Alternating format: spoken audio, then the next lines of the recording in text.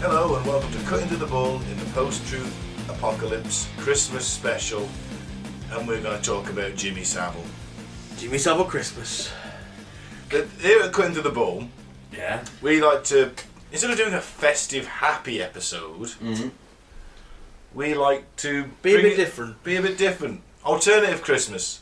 So on saying that, So we picked the most unsavoury, unsettling, and disgusting topic out there. yeah, Pretty much. King of the pedos. Yep. it's hard to argue with that title. As we'll find out later. Yeah. So let me introduce us. I'm yeah. Ben, joined by Gaz Hello. and Mike. Hello. And I will attempt to remain tactful during this very difficult subject. Hey Ben, what have Jimmy Saville and a tortoise got in common? I don't know, but I think you're going to tell me. They both like to get there before the hare. Oh, fucking hell. Stay tuned for more then. Well, hopefully let's not start as we mean to go on. So we're going to have a bit of a slight change to the format this week. We're not going to do weird news at the start, we'll do some at the end, because this is quite a lengthy topic. We thought we'd save ourselves a bit of time. Yeah. And not start the show laughing our way through a Jimmy Saville episode. No, and like we said, bit of a disclaimer. That's right, the disclaimer.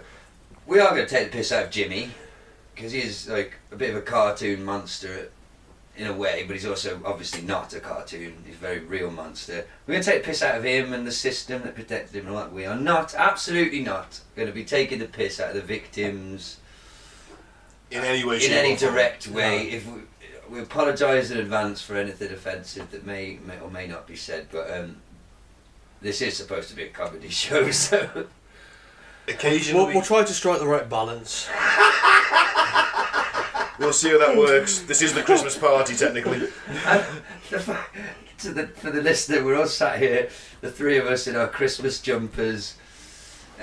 This is our attempt at being festive, but fuck it, it's the antidote, isn't it? There's a lot of festivity out there. Some people are sick of all that. I'm sick of it And this already. is a bit of a real, this is... Restore the balance. Yeah, this is a heavy, serious, fucking... We talk about weird, fucked up shit on this show, and We it do. doesn't get much weirder or more fucked up than this. Yeah. So, yeah, that's a good So disclaimer. take isn't your outside Christmas lights and shove them up your arse, because they're fucking me off. No, I don't know. I'm fully in the... I don't want to incur your wrath, Ben, but I'm actually fully crimboed up this year. I'm fully in the spirit. I've got no fucking choice. I live with the owner and the little girls. So you got Yeah, but kids have now. you got... Is the front of your house illuminated like fucking Blackpool? Oh, no, it's discreetly, tastefully done, Ben. Yeah. Tastefully done. That's what I'm on about. I My don't like partner's all this, let's decorate our house like it's somewhere in America. Leave that for them. They want to do that, they can have that. I guess. I did like the... Did you see the video of the guy who had spelt out... Well, he made a big bell with yellow lights on the front of his house, and then the word end, Ha! and a little cock and balls. Very crudely done. It wasn't like he was a grade A artist, right? And there's a hilarious video of him. He's filming from the... Well, I guess it's not funny for him. There's a policeman at the door. It's middle of the night. It's pitch black. And he's chatting from the upstairs bedroom window. And the policeman's basically like, listen, you're causing offence. We've had complaints. I'm going to come in there and arrest you. And he's like, why? For what? And he's like, it says bell end. And he's like, oh, so I can't have a bell? And the policeman, it clearly says bell end. That's offensive. And he's like, well, which bit? Can I have the word end but not a bell? Well, yes, I suppose you could have the word end but without a bell. And the policeman's getting frustrated. He's like, why can't you just have Merry Christmas like everyone else? You had cunt last year. And he's claiming that the cock is, and the policeman saying, it's obviously a cock. And he's like, and this is a real video. He's like, it's a mushroom officer. It's a cock. I can see it's a cock. So that guy's a bit of a hero. Yeah. But, He's like the anti-Santa. I like yeah, it. shame that he gets that you can get arrested for putting a bell and an end on the front. You know. I'm surprised you just didn't shoot him. Well, no, it was in England. Oh, it was in England? Yeah, Oh, right. It was a very English exchange. Oh dear. Merry Christmas, everybody. So let's start on Jimmy. Look, he's doing his best to be all news presenter-y and serious. Okay, alright, I'll do it. Okay. Full disclosure for the listener, I am smoking a fucking joint right now, and he's looking at me like with the look on his face that says, "Will you please be serious for a moment?" You've got a Metallica Christmas jumper on. Yeah, I like Metallica. It's an awesome Christmas jumper. But I've also got a badge that says Hail Satan as well. I'm feeling jolly and jovial, and I ain't gonna let Saville bring me down. Okay, so alright. That's the point of the Christmas episode. You started this tradition last year with your... Yeah, wasn't it serial Murders, killers wasn't it? and Yeah. murderers and... Yeah, murders at Christmas. So you brought this upon yourself, Ben. Right. Yeah, that's fine. I have no objection to the format. Okay, Just- let's go then. Alright, so, interesting to note, still a Sir James Wilson Vincent Saville. What, they haven't posthumously removed it? Nope, can't have to change the law. Can't take it off. Is he still buried in a golden coffin? Yeah, it's not golden, but it's Oh, it's spray paint. it's got some gold on it. Oh. It's like a big golden cross on the front. Surprised it hasn't been grave robbed. Is there protection around it? I wouldn't like to say, but it is unmarked now. Yeah, they destroyed the headstone, didn't they? Yeah. Good. Put it in landfill. Yeah. Good. OBE, Order of the British Empire, and also the KCSG, which is the Order of St. Gregory the Great. For those who don't know, that's presented by the Pope himself. Oh, wow.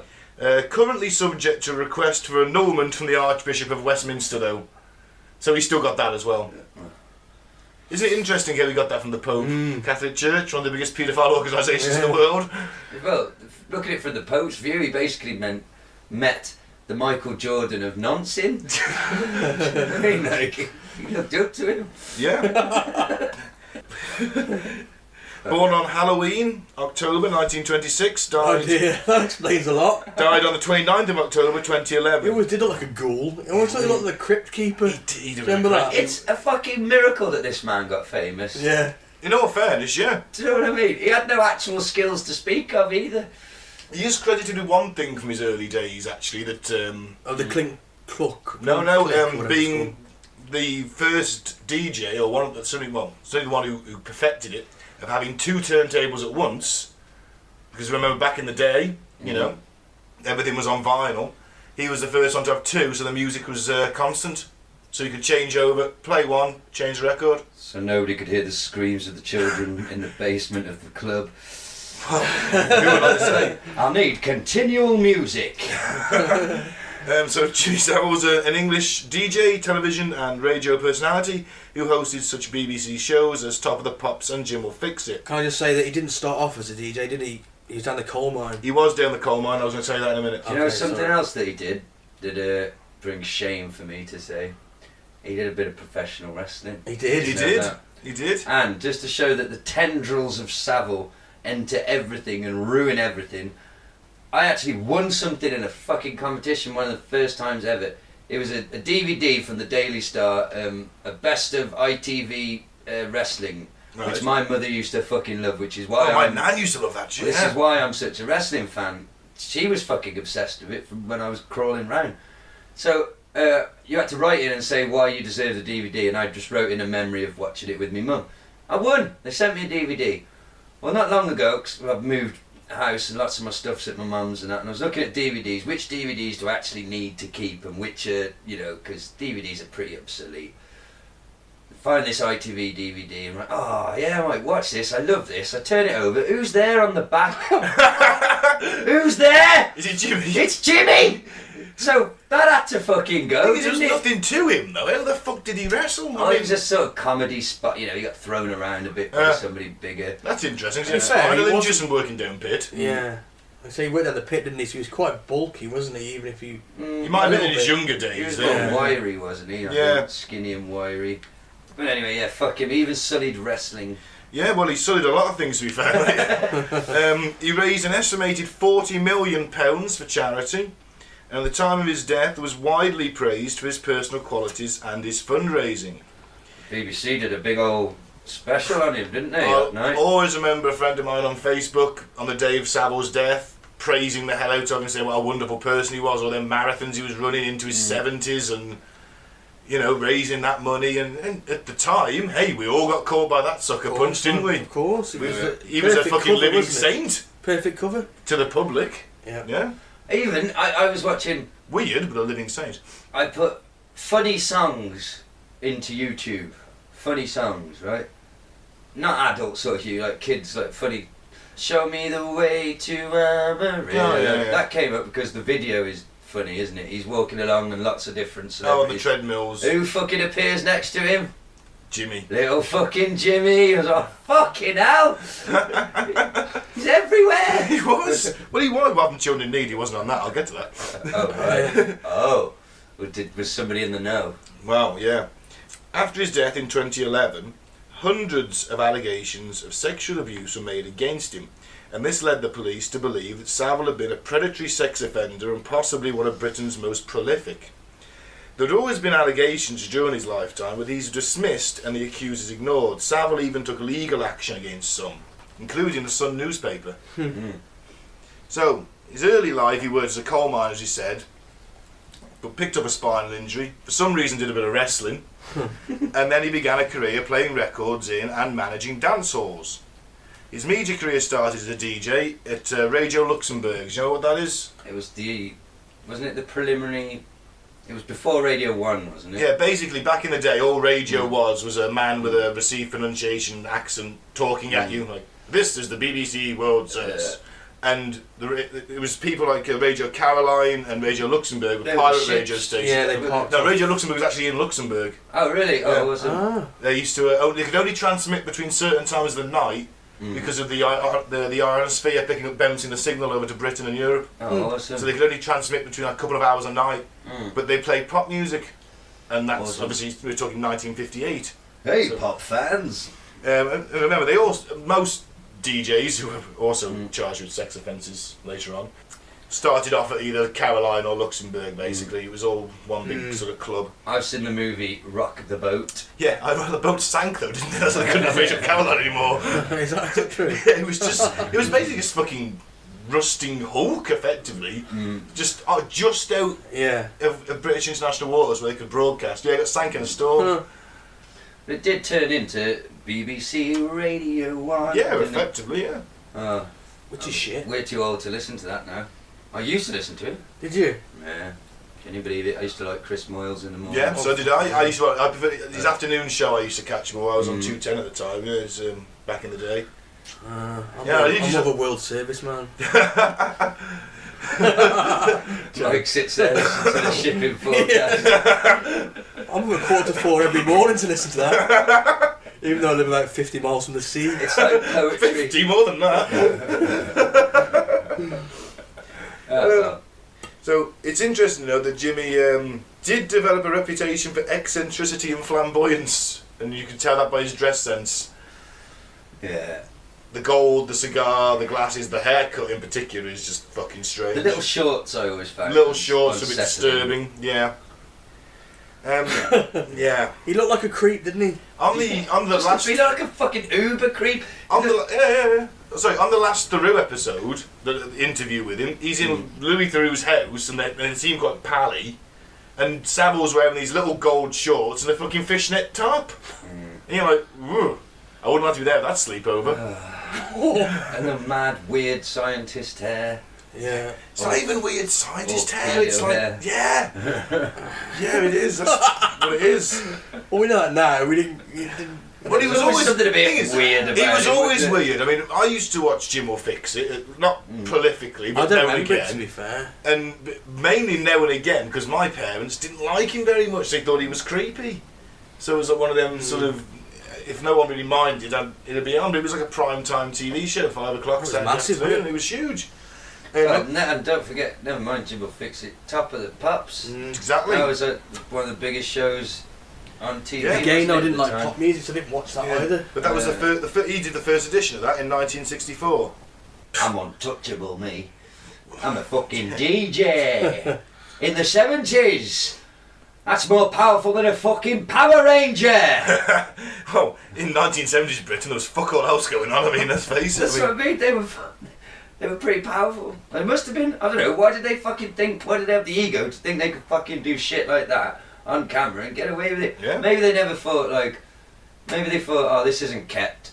You know, it goes out live and it's just nobody will be looking at this in, 30 fucking years. Oh man. Sorry, Ben. What was next? I was going to say that he really sort of pumped himself into the public consciousness with Jim will fix it, himself into a lot of things. which aired from 1975 until 1994. Jim will fix it. It went on for that long. I do remember it. Which he arranged the wishes of viewers, mainly children, to come true. I wrote into that show as a child. Had a lucky escape, really. Just a bit. Or you weren't even good enough for Jimmy Saville. Well, you don't have to send a picture in. It's just a letter. You could tell from your handwriting. That guy looks like a fucking dickhead. You can tell even then.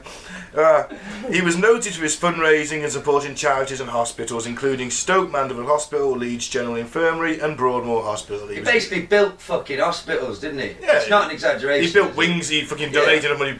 Build wings to hospitals, rooms to hospitals, wards, everything. Because that's key to the fucking story, isn't it? Yeah. Really, the fact that it's not just raising a bit of money for charity and running the. This guy, 40 million was the figure you gave, wasn't it? That's a considerable amount. Yeah. There's the building of wings. It was the spinal injury unit at Stoke Mandeville, wasn't it? That's it. Yeah. Doesn't that sound like an evil name? Stoke Mandeville. Stoke Mandeville. Castle Stoke Mandeville, where the monsters prey. Well, they do, yeah. Yeah. He was given the OBE in 1971, and he was knighted in 1990.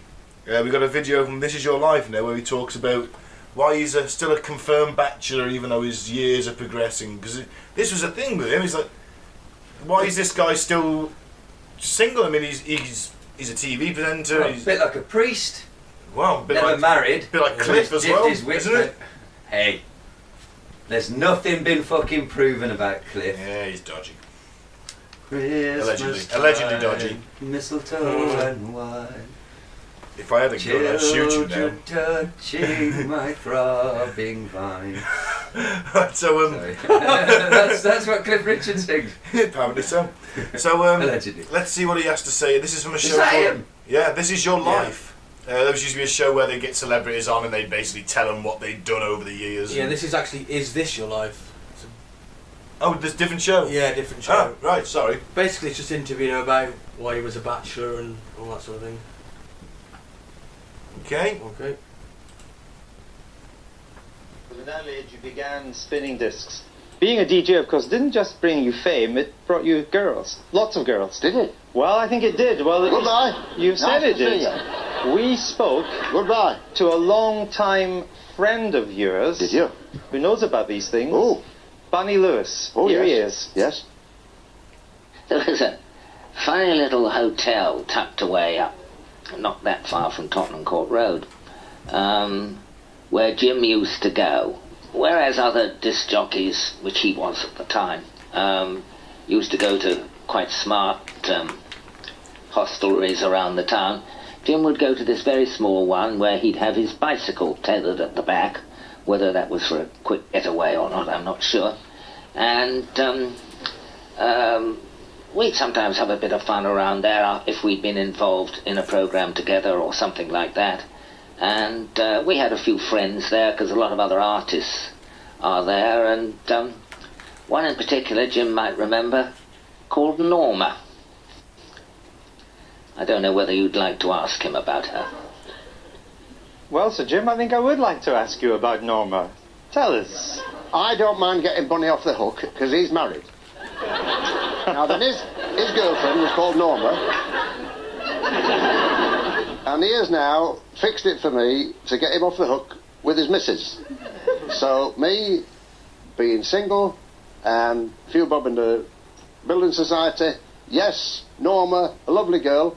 I'm the faintest idea who she was. So you don't remember Norma? Of course, like it was yesterday, and it wasn't Buddy's girl at all. He has never been unfaithful in his entire life. It was me who was beastly with, what do they call her again? Norma, yes. Maybe there were too many, Jimmy, to remember. Eh? Maybe there were too many. Yes, well, no man need be ashamed of his working clothes.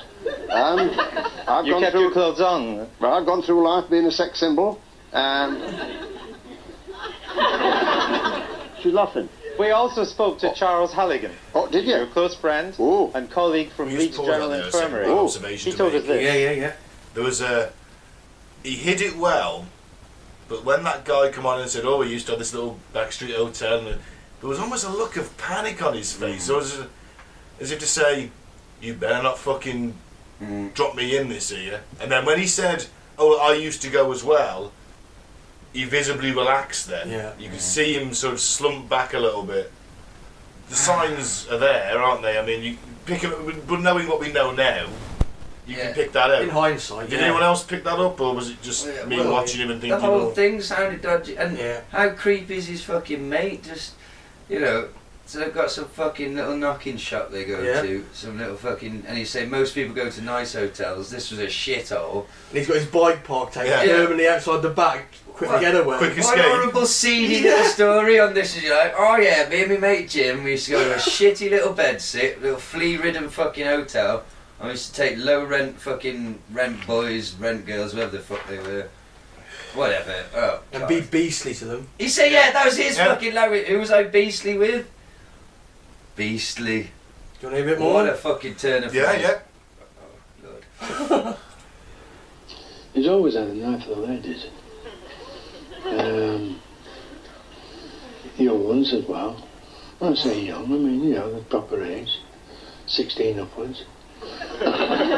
And he's always had one. His philosophy, he would never get married because I don't think he could stick with a person more than 3 days. And I don't think he can still stick it with anybody more than 3 days. Is he right? When it comes to women, you've got a short attention span? No, women know too much. I'm all for girls that don't know too much. It's a different class, you see. When you are single, it's because of some reason that you like being single. Jesus didn't find any problem with it. I don't find any problem with it. A lot of the time, people say, "What? You're still single? You never got married? Why didn't you get married?" The answer is, I haven't the faintest idea. But we don't believe that Jesus was quite a ladies' man, though you Don't know. are, or have said you were. No, he used to knock about with the ladies. It says so in the book. He went in the Ucky house. He was talking to them in the Ucky house. But he was ducking and diving. So you were like him too? You were doing No, the I'm same not thing. like him at all. I mean, I'm just saying another famous person. He's a famous person. He was single. It's good enough for him. It's good enough for me. But do you get bored after 3 days with the same female company no, as your friend was saying? I'd stay with them for the rest of it. They get bored with me. I'm a very boring fella. But if they get bored with you, or you get bored with them, or whatever, we're talking about a life, are we, in the 60s and 70s of lots of lovers, lots of female company? Oh, that's a long time ago. I've forgotten now. You can't remember how many? No, but the marks have got. Are there any marks there? I don't know. No, they've healed rather well. Are they healed? Yeah. Poor man, that's dodgy. Again, as The almost mark's gone. almost like If you say you date a lot of women, he wouldn't point to like, you know what I mean? Yeah, why have you got Matt who used to get scratched and fought off? That's what I mean. Yeah. And he just basically compared himself to Jesus Christ, saying that Jesus was having it off with the prostitutes. Well, he used to knock around Mary Magdalene, allegedly. She was a prostitute. I think everything to do with Jesus is allegedly, isn't it? Have you had lots of female I would hope relationships? so, because being alive a long time, I would have hoped that one would have had lots and lots of them. But But do I've you got remember? this terrible... unfortunately, now, you see, I've got this... And anyway, I never have been a grass. And a gentleman never grass it on ladies that is ever... But we're not asking for names, we're just asking for the general principle. Oh, so I mean... We just want to know if you live this He's now sort of peeling a playboy banana. life of the DJ. Yeah, give or take, a few nice ladies.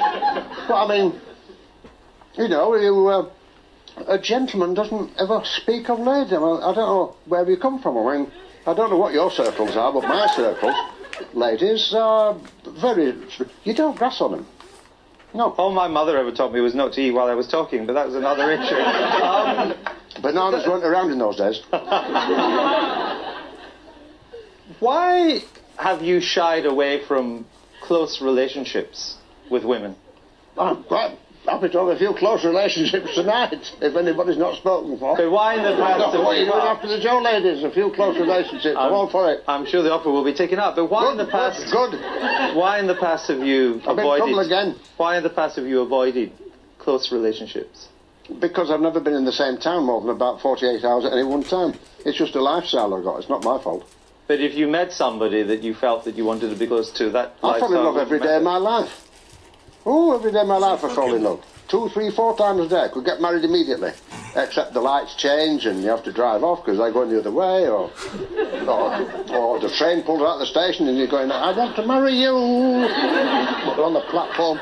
No, my passions are very near the surface. But I get well in love very quickly. But therefore, from the way you talk, have relationships and sex been casual? Is that a casual matter for you? You mentioned the S word. Well, we had to get round to it eventually. Did you? Well... Oh, you're talking to the wrong guy here. Oh, Mr. No Grass here. Is it just casual? What? Sexual relationships. What relationships? This is infuriating. Yeah. He's not funny. No, but you can. It's what's that? It's got to be the early 80s, hasn't it? Early 90s, maybe. I don't recall that dude who's interviewing. I don't he's recall the the host- show. He's the host of what's it? The politics show thing. Andrew Neil, isn't it? That's it. Yeah. He's usually quite a tough interviewer, isn't he, on some people? Mm-hmm. Well, he's trying to be tough, but Saville's just trying to deflect it, isn't he, with botched attempts at humour. Do you think in a roundabout way Mr. Andrew there, Mr. Neil, is trying to get to is he trying to get to the bottom of the... I think he might know something, yeah. That's the He must have heard the rumours. Because he seems very obsessed with his sex life and he hasn't moved on to anything else. No. Oh, excuse me, listener, sorry. Well, you just belch and you haven't got me for doing that. Listen, we discussed this last time I belched. I just belched accidentally and apologise for it. You literally belched a response word. Mike asked you a question and you belched the response. That is a lot different. That is classy, mate. That's what that is. Fucking. It's about as classy as Mr. Saville's tracksuit. I grew up in Dawley. We should describe on this. You can find this video on YouTube if you want to. He's wearing like weird 80s wacky glasses. And what colour would you describe that shell suit as? I'd say like an off pink. An off pink, yeah. It's sort of the colour that only a shell suit can be. Yes, that's the best way to You don't describe see it. that colour on anything else. Oh, good old shell suits, I remember them. I had a couple. When Yeah, I was yeah. Me and my sister are matching. Oh! Well, if I'm honest, I think me and my brothers... Me and my one brother did, I think. Yeah. Well, this is why I'm glad to be an only child. I can stand for one for myself. You know, we can't blame our parents. I had an orange one, definitely bright orange. I think I had a purple. Oh. I remember a navy blue with white piping. I love a shell suit, but yeah, Jimmy's rocking a horrible one. In all fairness, he was an aficionado of the shell suit, though, wasn't he? Yeah, he did love a shell suit. Wore them long after they'd gone out of fashion. He's got a lot of gold jingle jangle jewellery on. Bit of a catchphrase of his. And he just whips out a banana in the middle of the interview and starts eating it. Well, he's low on potassium gas. Or is that to just deflect? Is it That's- like, I'm trying to show that I'm cool, but secretly I'm thinking, will you fucking move on to a different fucking topic? Pretty much, For yeah. fuck's sake, it's getting dangerously close to the fact that I fuck kids. I think The last bloke you had on, his mate literally said he likes young girls, or not too young. 16, legal, like, the yeah. legal age, 16, like, and Jimmy's like, oh, hello. He's literally just fucking said it. Yeah. And isn't 16's not the legal fucking age, is No, it? it is, yeah, 16 for heterosexual Britain it is, relationships in this country, yeah, 16. Fuck. Man, I'm sorry, my mind's just What was that freaking out. story about the 16-year-old? It's not that long. Oh, it's on the article later on. Okay. I was saying it's not that many years. It's literally only 10 years then until I will literally have to be defending the house against 16-year-old boys. Yeah, pretty much. And I'll be like, it's legal, man. And I'll be like, not in the rules of my house. Saucepan to the brain. Edge first or the flat? Either, I don't know, I'll be in the throes of red mist, I won't know, whichever gets the fucking job done. Gaz, In 2 or 3 years' time, you'll be doing that. It'll be Brexit. It'll be a post-apocalyptic wasteland Fighting for outside. bread. You'll be defending your house against raiders. It'll be fine. You'll just, No. Take the kids, leave the PlayStation. You heard me now, fuck off. there's no electricity to work the PlayStation. Leona, my girlfriend, she's on a bike. She loves me that much. She will generate the electric for my PlayStation and my TV. Not after you've let her kids be taken off. She'll be glad, less mouths to feed. More likely that we'll survive. We've got stronger bodies. Well, after all that cycling, you will have, you. Oh, she will. I would have developed excellent hand-eye coordination from all the gaming. And several bed sores from just lying on the sofa in your own filth. So I'm dealing with the post-Brexit apocalypse. Well, yeah. Should we change the name of the podcast to the Brexopolis? Yeah, going through the put in the post-truth Brexopolis. Oh, that's too much. So let's get back to Saville. Oh yeah, the monster. King of the He died monsters. in October 2011. In October 2012, an ITV documentary examines claims of sexual abuse by Saville and led to extensive media coverage and a substantial and rapidly growing body of witness statements and sexual abuse claims, including accusations against public bodies, notably the BBC, for covering it up. Scotland Yard launched a criminal investigation into allegations of child sex abuse by Saville spanning 6 decades, describing him as a predatory sex offender, and stated they were pursuing more than 400 lines of inquiry based on the testimony of 300 potential victims via 14 police forces across the UK. Jesus. That's the scale of this. It's literally the length and the breadth of the country. By late October 2012, the scandal resulted in inquiries and reviews of the BBC, the NHS, the Crown Prosecution Service and the Department of Health. Fuck. In June 2014, investigations into Saville's activities in 28 NHS hospitals, including Leeds General Infirmary and Broadmoor Psychiatric Hospital, concluded he had sexually assaulted staff and patients aged between 5 and 75 over several decades. In January 2013, a joint report by the NSPCC, the National Society for the Prevention of Cruelty to Children, and the Met Police stated 450 people had made complaints against Saville from 1955 to 2009, and these ages were anywhere between 8 and 47. Including 28 children aged under 10, including 10 boys as young as 8, 63 girls between 13 and 16, 3/4 of his victims were aged under 18. There were 214 criminal offences recorded, 34 rapes, and that was across 28 police forces. Fuck. He travelled around. Well, as he said in that thing, he's never in the same place for 48 hours. Now we know why. Well, yeah, because he leaves behind a fucking slew of raped children. Some dyslexic thugs beat up Jimmy Saville around this time. Oh. That's not real. Sorry, Jimmy. Did he write that song? Oh, what song? No, hang on. What was this song? I don't know. Jimmy Saville. No, I'm thinking of someone else. I don't know. I'm thinking of someone completely different. Yeah, just yeah. Never mind. Either way, during Saville's lifetime, sporadic allegations of child abuse were made against him, but were only widely publicised after his death.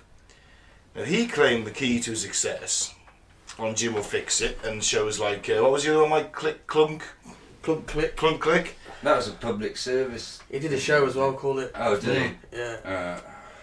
Yeah, we had various pop stars on there. Gary Glitter was a frequent visitor, surprisingly, and they got like ill children at the hospitals and, you know, disadvantaged children in the audience. They could meet their heroes. Come on, I'm coming, come on. Sorry. So he claimed he disliked children, and then later admitted to saying this to deflect scrutiny of his personal life. So if I say I hate kids, they're not going to look for me for doing this. He did not own a computer, as he didn't want anyone to think he was downloading child pornography. Well, Andy was probably too fucking stupid to use. To be fair, did he need it? No, he didn't. He had access to vulnerable children whenever he wanted. Yeah, He just need to download it. It's on tap for him. Yeah. Effectively. Didn't he go to some of these hospitals and get handed the keys and would just be free to roam? Broadmoor Hospital. He had a house That a place for in the mental grounds, health? and the keys to everywhere. Yeah, he used to go around as a porter. You know, oh, look at Jimmy volunteering at the hospital as a porter. Look at that rich bloke, he's doing that. He's just pushing stuff around, taking stuff out the rooms. No, he's going in the rooms, he's got fucking access, hasn't he? But because he was such a saint in the eyes of the public, although there were nurses, and when you used to have the sisters on the ward back in the day, who ruled the ward, some of them did refuse him access because they didn't like him. Good, because he must have set off the creep alarm to some people. Could you find to play at some point, Mike, on YouTube? Have you ever heard Johnny Rotten? Yeah. I've got his quotes in Oh, coming up. Yeah, I've got his little awesome. speech. Because some people try, he obviously tried, but that footage didn't emerge till the sort of YouTube age, did it? I'll kill them both, man. Sorry. Do you know what I mean? That footage never got out back in the day, did it? There was no means for it to get out. No, you're right, man. I'll make another one in a bit. Sorry. Inside baseball, we're talking joint politics. Spliff politics. Spliff politics. Yes, do you know what I mean? Johnny said that in an interview, but that interview was just buried shit canned, wasn't it? It was. There was no internet, no way of it getting out and being shared. It's only when YouTube hit, it's resurfaced. Yeah. I'm sure it's been viewed millions of times. And he says they'll cut this out, and they did. Well, but I'll get to that in a moment.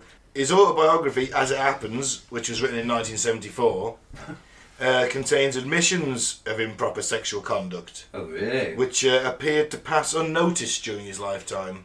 Fucking hell.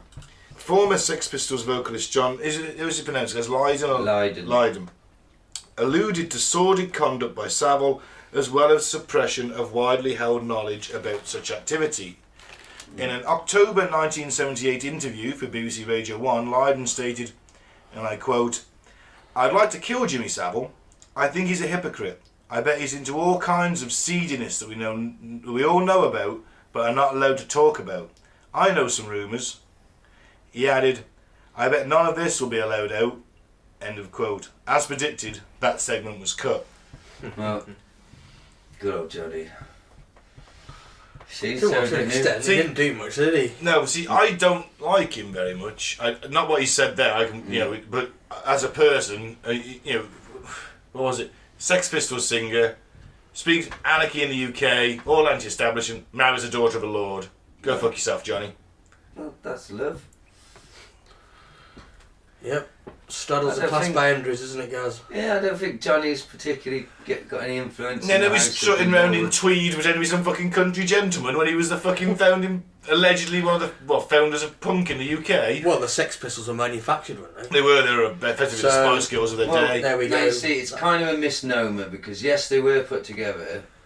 But Sid Vicious couldn't play the bass. But nobody. Well, he had nothing to do with the recording of the music though. He came along a lot later. The band that got together. Yeah, he put them together, but he had nothing to do with the actual songwriting. They came up with all that music, just them four guys together. So they were a good fucking band. It's not like they were manufactured in the way of like, oh, I'm going to write all these songs, get a team of songwriters in, and, not that kind of manufactured. They were just sort of auditioned, I guess. And then Sid came in later. Matlock was kicked out for being just too straight and normal. Sid was brought in basically cause he was a fan, but a famous fan because he was famous on the scene just for being Sid, a mad cunt. Yeah, he couldn't play the bass. And if I remember rightly, they tried to get Lemmy to teach him, and Lemmy told him, "You'll never be a bass player, son. Try something else." And during their tour in America, he was so desperate for heroin that he carved "Get Me a Fix" into his chest with a bottle, and you can see it. You can see the gig. He's playing pretending to play the bass with a bleeding "Get Me a Fix" carved into his chest. I'm sure Nancy helped him out with that. Well, yeah, he killed her, so. Did he kill her or did they both OD? He murdered her, didn't he? Well, I can't remember the details. That's an episode, actually. That's. I think he murdered her. Definitely an episode. I know about it, but I don't know enough about it. Oh, she got stabbed a lot. Yes, she was found with a stab wound, and he was snapped off his face on heroin and said he didn't know anything about it. $50,000 bail, if I remember rightly, and then he overdosed himself a few days later. I think Sid got stabby. Yeah, so do I. Louis Theroux famously interviewed Saville the first time in 2000, And Saville acknowledged that salacious tabloid people had raised rumours about whether or not he was a paedophile. And he said, I know I'm not. And this is where we've got a bit of that interview now. We have. The audio's messed up on it though. Yeah, I presume that's due to copywriting. The audio is pitched higher, but it's worth a listen. It's 1 minute and 40 seconds. It's... go for it. We were nearing the end of our time together, and as we headed back to Leeds, it was clear that Jimmy was pleased about the press coverage of his broken ankle. But it struck me that his relationship with the press hasn't always been a happy one.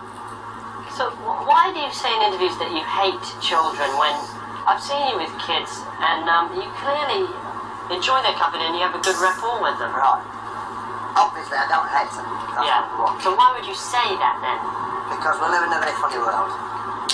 And it's easy for me as a single man to say, I don't like children, because that puts a lot of salacious tabloid people off the hunt. Are you basically saying that so tabloids don't, pursue this whole isn't he a paedophile line, basically? Yes.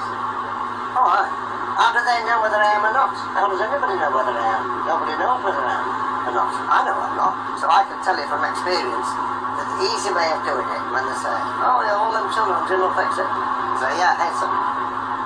Yeah. To me that sounds more sort of suspicious in a way. Because it seems so impossible. That's my policy, that's the way it goes. Really? That's what I do. And it's worked a dream. Has it worked? A dream. Ho ho ho. Why have you said in interviews that you don't have emotions? Because it's easier. It's easier. I'll get into that a little bit later on. We've got some psychiatry on Jim. Is he a psycho? He's got the dark triad, yeah. I'll explain it all. So, but it did start to catch up with him. In 2007, Saville was interviewed under caution by police investigating an allegation of indecent assault in the 1970s at the now-closed Duncroft-approved school for girls. This is near Staines in Surrey, and he was a regular visitor. The Crown Prosecution Service advised there was insufficient evidence and no charges were ever brought. And then in March 2008, Saville started legal proceedings against his son, which had linked him to child abuse at a Jersey children's home. He denied ever visiting until a photo emerged of him at the home, surrounded by children. The Jersey police ran an investigation, but once again there was insufficient evidence. So towards the end of his life... Or someone at the top put a kibosh on the... Of course it is. It's Jimmy, he wouldn't do that. You look at all the marathons he's run, 40 million he's raised. Plus he's Bloke's nearly dead anyway, don't worry about it. Plus he's got the keys to the ward. Yeah. All that has to happen is the chief inspector just says, right... Back off. Yeah, back off. Yeah. We're not putting our time into that. We're going on to something else. Yeah. There's other problems. Doesn't even need to give a reason. No. And historical sex abuse, remember, this is like the first time in this country, really, that this had been thrust into the limelight. I mean, it must have always gone on. The sheer amount of cases by Jimmy and some of his fellow 70s personalities.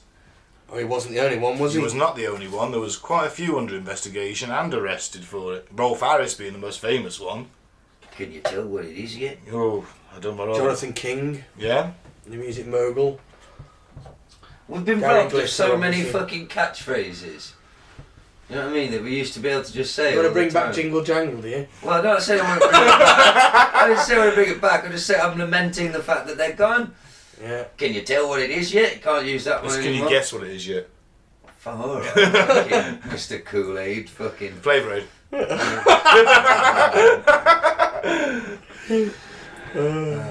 Ineffectual lovers. All gravamancies. It's been scientifically proven. Anyway, my point is...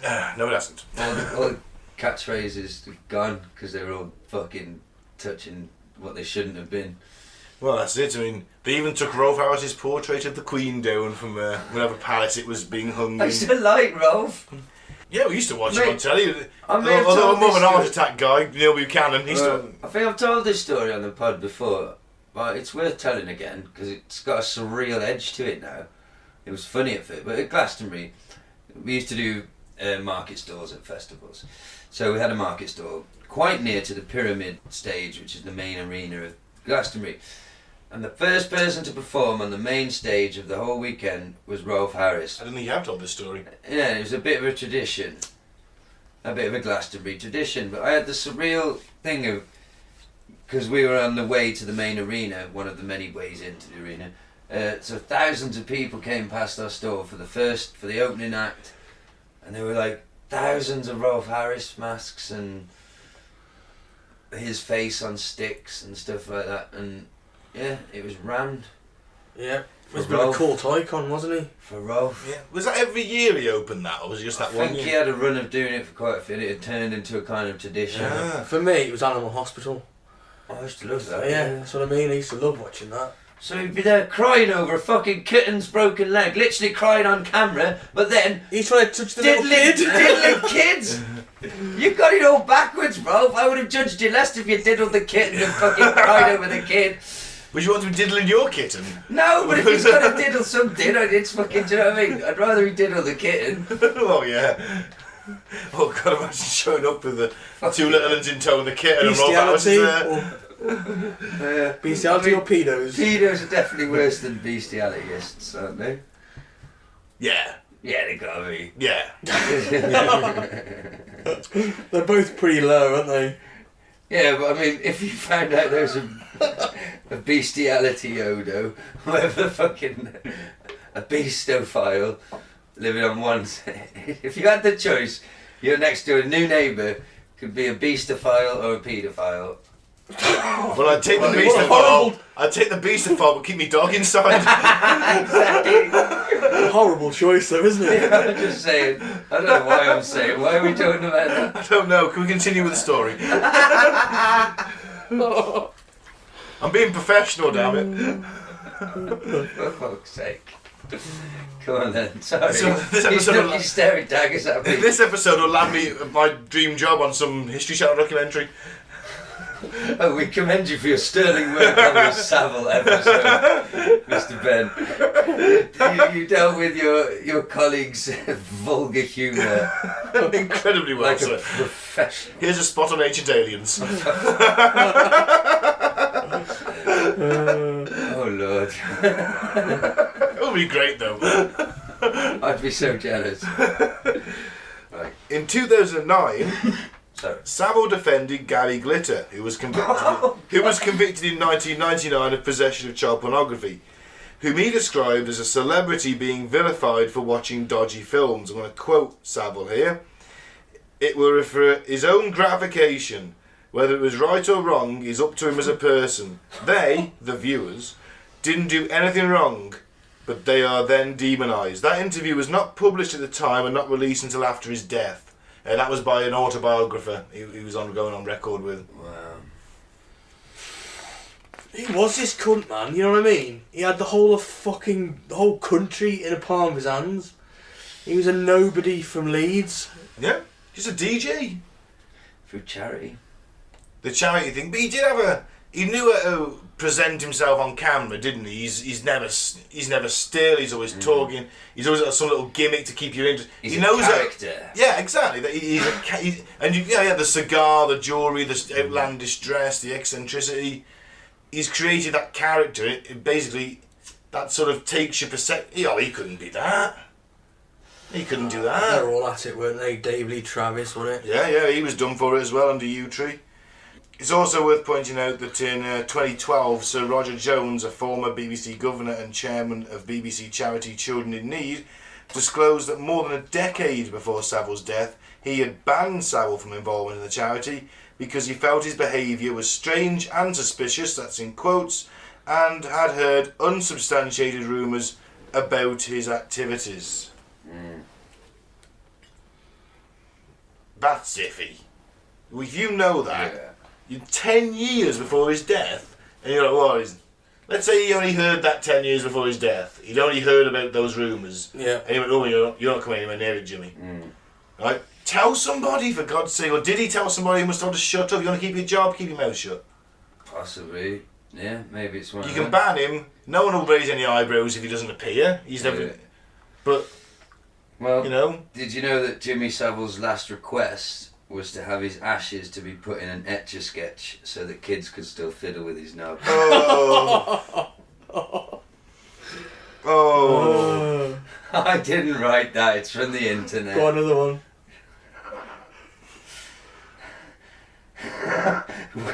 This is one for the UK listeners.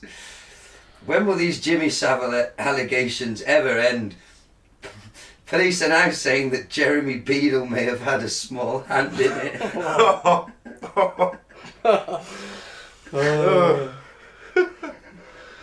He wasn't a nonce, was he? No, he did But he did have this. one small hand. He did have one small hand. I'm just wondering if he was a nonce or not. Well, nothing, No, You don't know now, do you? well, nothing ever came out about him, and he was dead before Saville. I he think. couldn't have done much groping with that land, could he? That'd be perfect for groping, Mike. But if Jimmy, if he abused for all that time, how did they only find out now then? Sorry, that's enough for now. I was just trying to lighten the mood a little. I asked the internet for Jimmy Saville jokes. No? I'm here all week. Is this thing on? Can I do the drum thing? Could you? Testing. A bottle smashes on the wall behind me. It's Ben from just over there.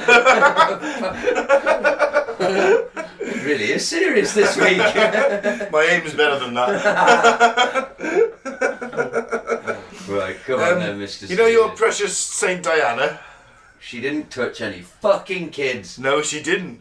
But oddly, according to Dickie Arbeiter, who was the former Royal Press Secretary, Saville acted as an informal marriage counsellor between Charles and Diana in the late 80s. Apparently so, yeah. Well, that explains why they fucking divorced.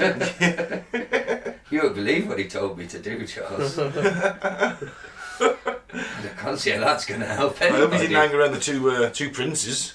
Oh, God. Oh. It's the name of a band, isn't it? No, It is. No, that's a song by a band, Two Princes. It was Spin Doctors was the band who did it. Oh, there you go. There's some obscure 80s. Spin Doctors, Two Princes. I used to like that song. Oh, yeah, I know that song to this day. If you want to come in, baby. Go ahead now. Yeah, man. Good song. Yeah. Upbeat. Yeah. Better times. In a more innocent time. Definitely. Yep. Well, it was for us. Well, yeah. There were still politicians sticking things where they shouldn't. Well, in yeah. satanic Saville was still rituals. about, but Yeah. He's at the peak of his powers at that point. Stalking the corridors of a children's hospital.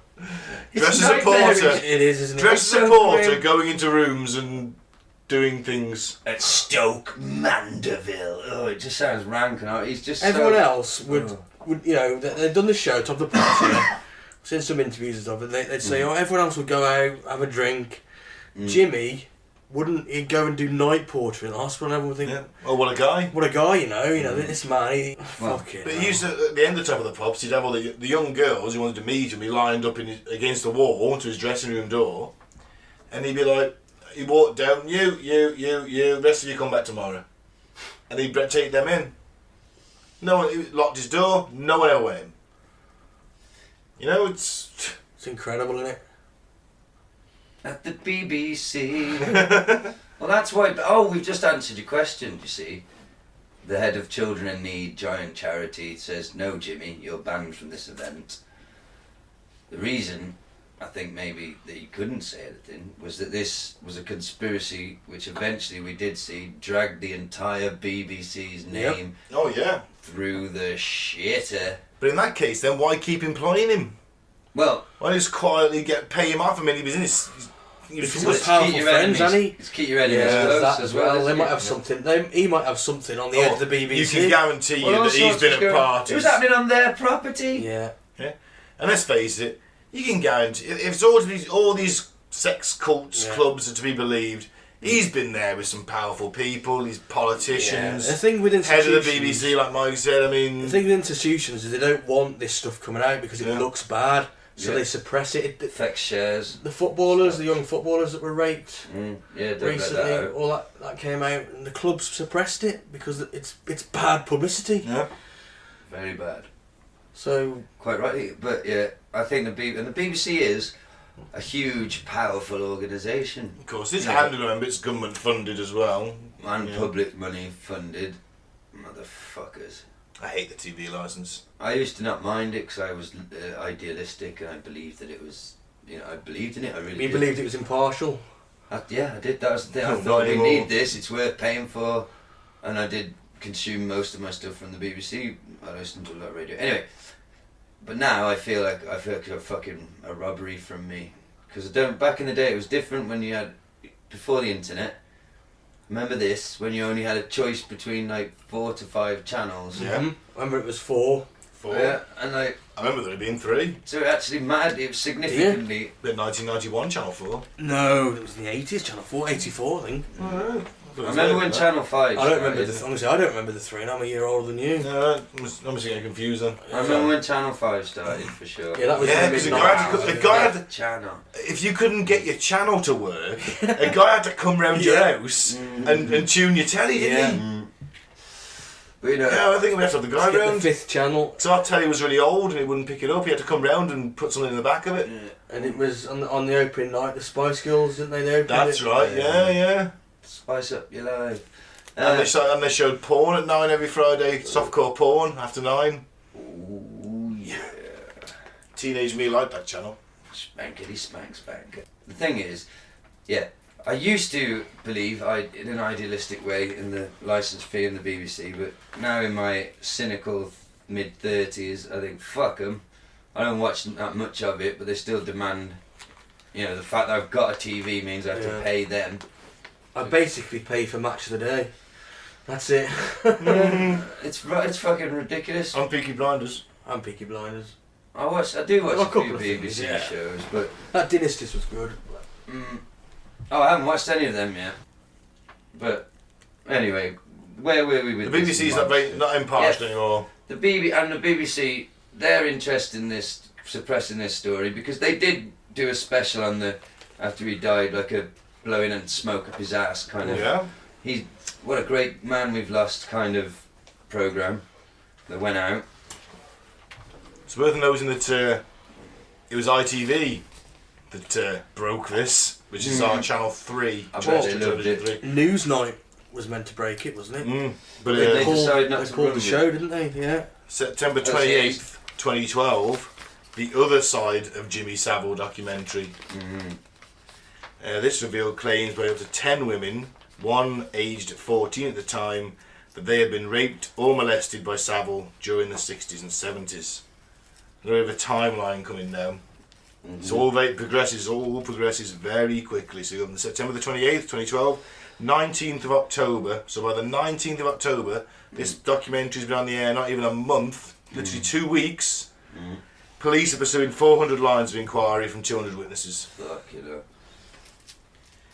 Describing they then go on to describe the abuse on an unprecedented scale and the number of potential victims as, quote, staggering.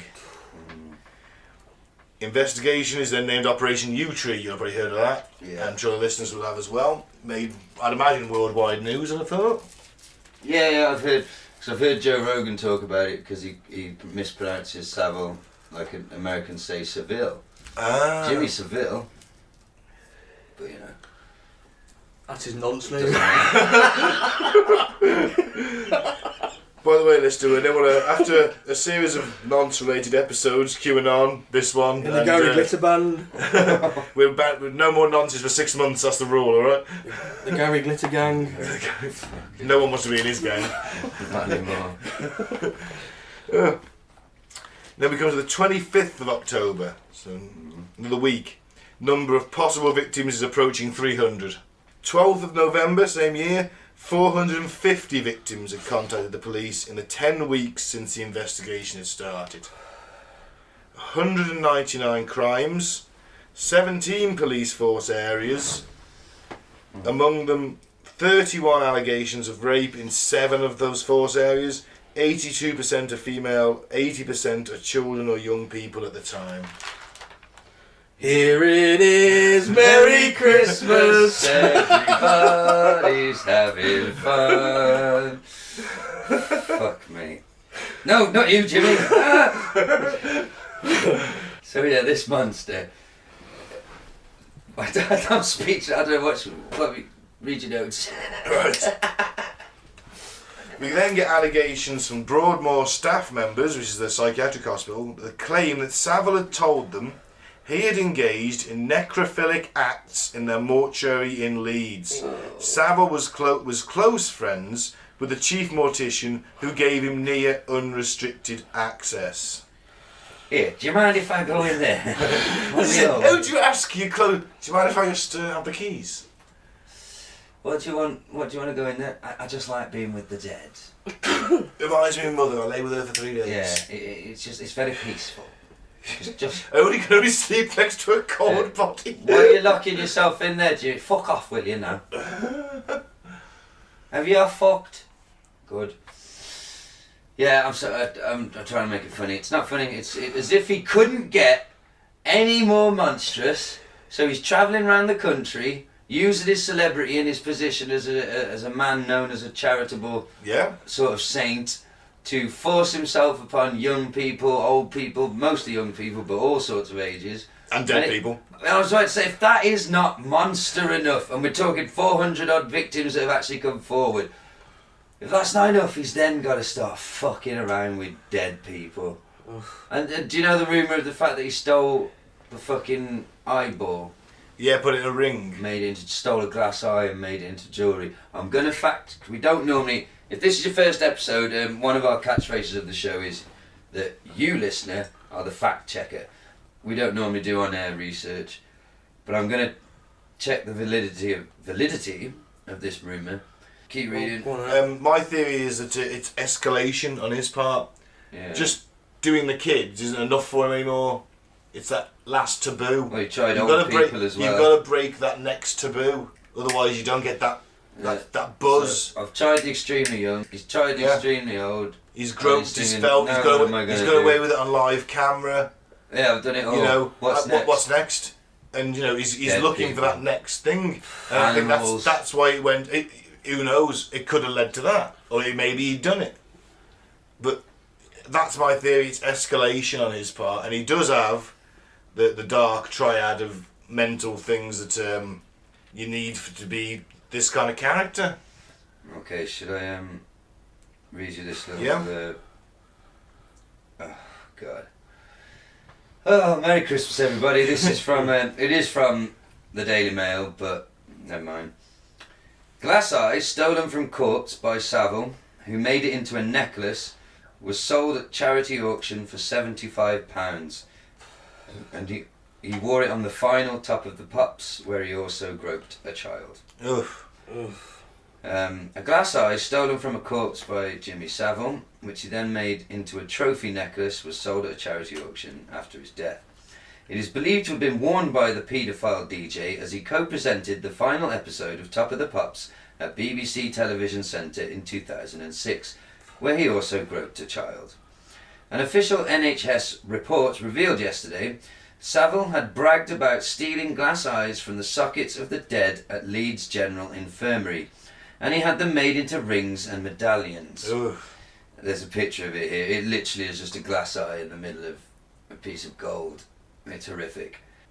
He also said that he enjoyed interfering with the bodies, and one witness told investigators that he had been seen having sex with a corpse. Fucking hell. Before he died, he asked that his possessions be sold to raise money for his charity, and the necklace with the glass eye at the centre sold for $75 on July 30th, 2012. Who the fuck's buying that? There's literally before all the all the allegations. But still, so some cunt still got. The thing all is, of that they think it was somewhere. going to charity. $75, alright, yeah. These people have got fucking loads anyway, aren't they? These charity fundraisers. Yeah, but I'll wait for the thing that hasn't got a glass eye in the middle of it.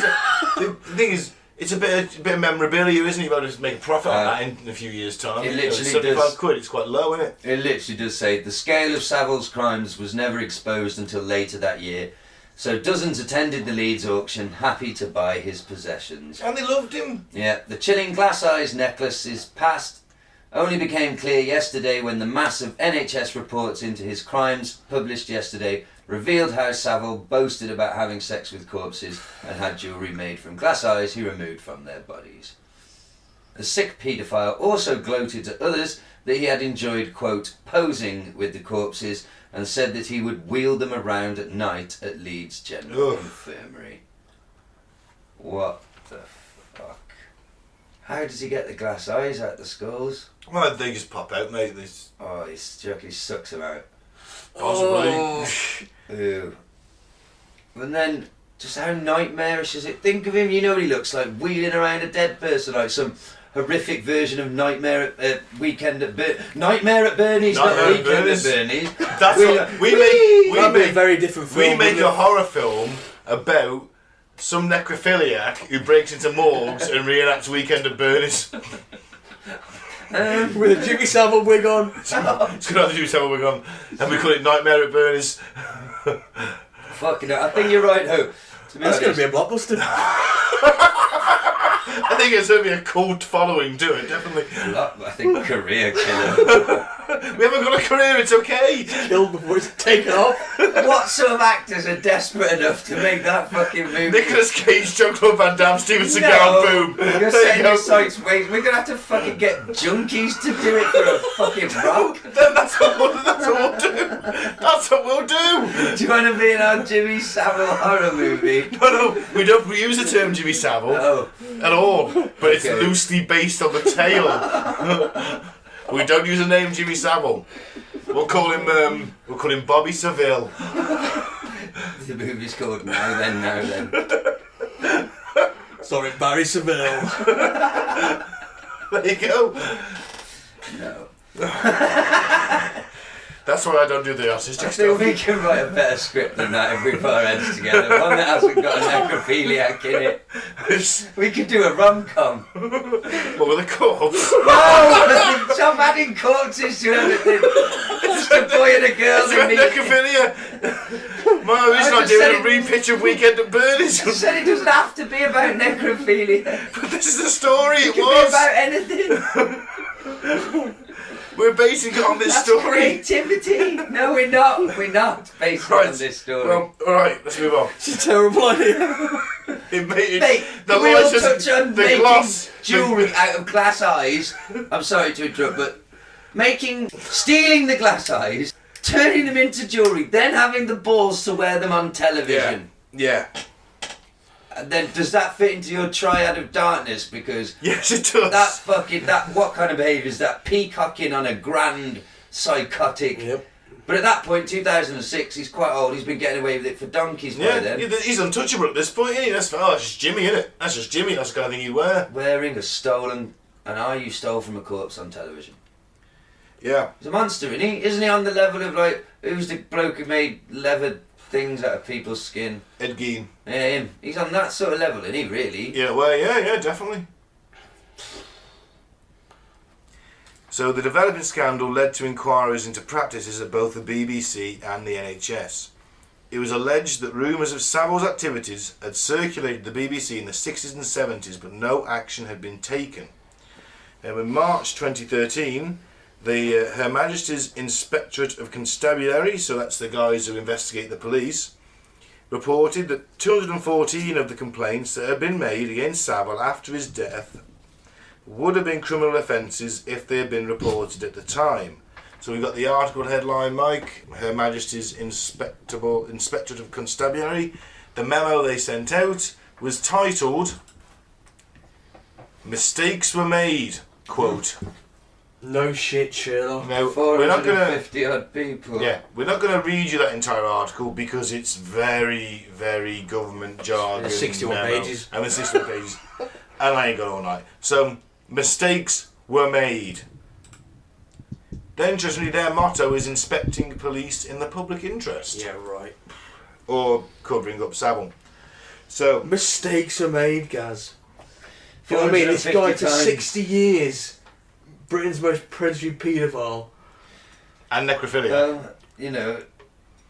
Oh, mistakes. I don't know how to explain. Like you said, he must have known some fucking powerful... fucking just... I don't know. Just nobody wanted that reality to come out and be... I don't know, maybe he's a clever motherfucker who... I heard Louis Theroux saying that he thinks he just had a way of taking command with the police. Like, he didn't act like a victim or like he was good. He just fucking told them what was what. He had mates higher up. He probably bought his way out of a lot of things. I reckon he had dirt on some people. I think that I'd agree with that, because I'd I say... think people and were some busy in people- the dressing room, weren't There have they? been accusations that he Enjoying was it. actually providing kids for other people. Yeah. So That might explain the numbers. And if the rumours are to believe that all our elites are involved in this, and it's certainly right for the House of Commons, that file got And shredded. if you got people that Not high up, you're going to all want the elites, people... not all of them. No. Hulk No, Hogan no. doesn't do any of this. Oh, he's not... Well, He is an elite. I knew you'd say he's not no, an elite. Gaz. He's not one of the 1% of billionaires who really run the world, though, is he? He's an elite human. Yeah. An elite level Yes. athlete. Yes, but he's not in the 1% building. of the 1%. He's not the 1% of the 1% running the world secretly, is he? Alright then. Until he's President Hogan No. in 2020. He's pretty rich. Not anymore. No, I remember he won like $100 million in that lawsuit. Oh yeah, that's true. I mean, Losing his career wasn't all bad. Well, I imagine you got a fat paycheck for turning up in Saudi Arabia as well. To be Well, fair. yes, he did. I mean, and all he did was stand there for 8 minutes while everyone cheered him. He shed a tear and then did a few poses, and that was it. Because he's elite. So, back to the... mistakes were made. Mistakes were made. I mean, what a title. I mean, that is ridiculous, isn't Mistakes were made. We let him on TV with his dead people jewellery.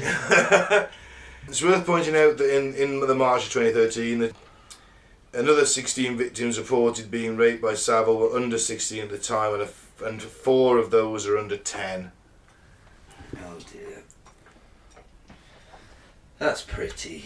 So that's a landslide over the space of 2 years after his death.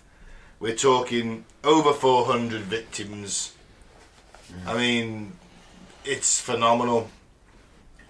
The numbers involved are just massive. So we got the aftermath of this. Yeah. And it's a massive social fallout, really. I mean, this guy in the public eyes 2 years ago, he died. Everyone was praising him. He was a fucking saint. He was, you know. I think this is a good article to read, Ben. Yeah. Now, an article from the BBC, dated 17th of October 2013. Quote, everybody knew about Jimmy Saville, former officer says. A former police officer has spoken about some of his colleagues' attitudes to Jimmy Saville in the 1960s, saying that everyone in the force knew, quote, Jimmy liked them young. The ex-officer, who wants to remain anonymous, was with the Leeds City Police in the 1960s. He used to patrol areas of the city where Saville was well known. The entertainer was in his 30s at the time and was a familiar sight in areas of Roundhay and Headingley. It was one incident in 1965 the former policeman remembers well. And this is his tale. Late one night, just before midnight, he noticed Jimmy Saville's Rolls Royce parked in a secluded spot on the edge of Roundhay Park. As I went past, I saw the interior lights were on, he said. I went past, but stopped and went back. I thought someone had nicked it.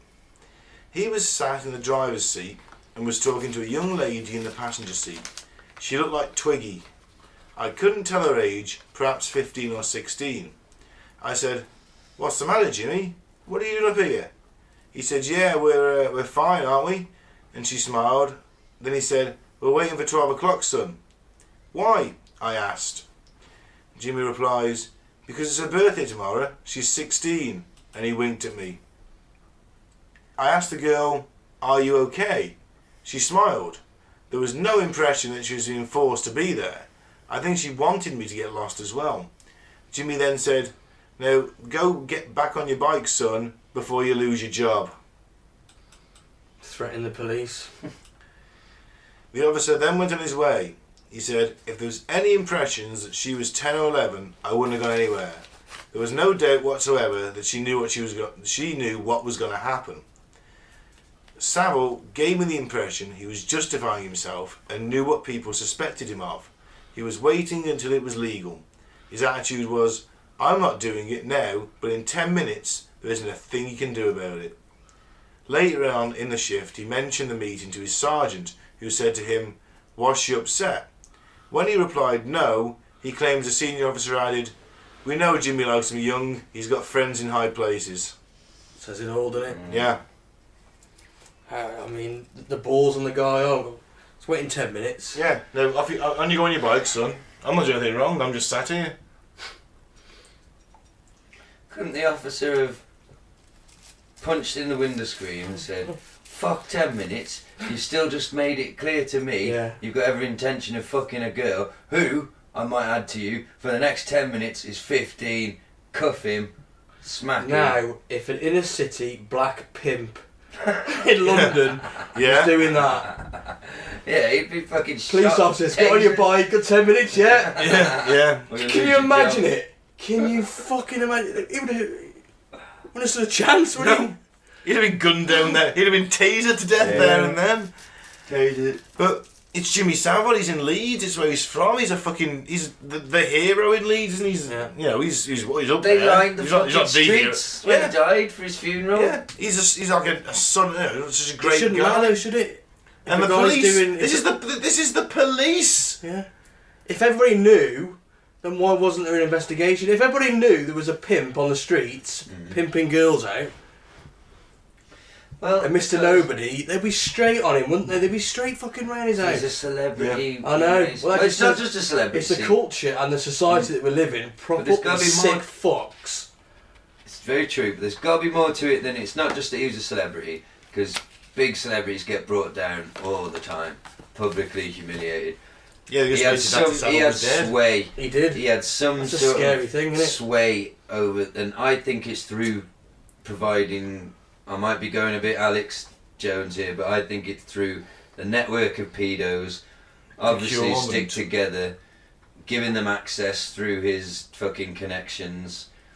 I think that's where his power lay. And before his access to the hospitals, he ran the discos. Yeah. Right, as they were called back then, the discotheque. And right? he's meant to be 18, but 16-year-olds getting in. Full of young girls, right? So maybe that's how he procured them back in those days. I just think it was more than just celebrity and having raised a lot of money. 40 million is fucking not insignificant. Well, remember that's in the 60s, 70s, 80s and 90s, and it's probably worth a bit more. It's a continuous supply of it as well, all through the years, and a public persona of keeping up. Yeah, I'm a weirdo, I'm a mad old eccentric, but I do so much for kids, don't I? Running all these marathons, literally running marathons. Yeah. But into his 70s. So I feel there is obviously he has some higher connection and power to be so brazen, to get away with so much, and to, to get away with it. It's more than just always because I mean, come on, if let's think of who's an incredibly famous British actor, beloved actor. Brian Blessed. Nah, someone more beloved than that. More beloved than Brian Blessed? Yeah, someone more mainstream, more popular. Patrick Stewart. Ian McKellen. Ian McKellen. He's not British, but it happened to Kevin Spacey, right? Oh yeah. Right, the allegations came out about him. One person came out, ruined over a beloved man, cherished in the theatre world, in the acting world, but fucked off like that. Just fuck off. That story came out. It wasn't quashed. They ruined him. They did. You know? He didn't help himself with his defence. So he was going, I'm gay. He actually did it, but he said that was his defence. But I'm gay. Drunk and gay. Yeah. But anyway, my point is, Jimmy. Even the newspaper stuff seemed to roll off him. Right. This man had some fucking either dirt or connect. I think the connections are helping other monsters find their prey. Yeah, I think you got a point. That's my take on it. Or he was just the luckiest fucking cunt alive. Nah, I think he knew how to play it. It can't be, can it? I think he knew how to play it as well. 450 times, and so many people know about it. He's close friends with Prince Charles. Yeah, he's building hospital wings. That's very true. He's building wings of hospitals. No one's gonna. No, it's not be stupid. Oh, you're making it up, and that's what it was. He stole a dead person's eye. If you're a teenager in the 60s and 70s, and you enter the police and say, "Jimmy Saville raped me," they go, "Fuck off." Was different times back then. I've seen some interviews where there was some female BBC staff that saw something, saw stuff in the dressing room, went to the boss, and the boss is like, "Oh, it's just Jimmy Saville. It's nothing, It's just the way he is. Yeah. He's eccentric. Look at him. Yeah, it's just Jimmy.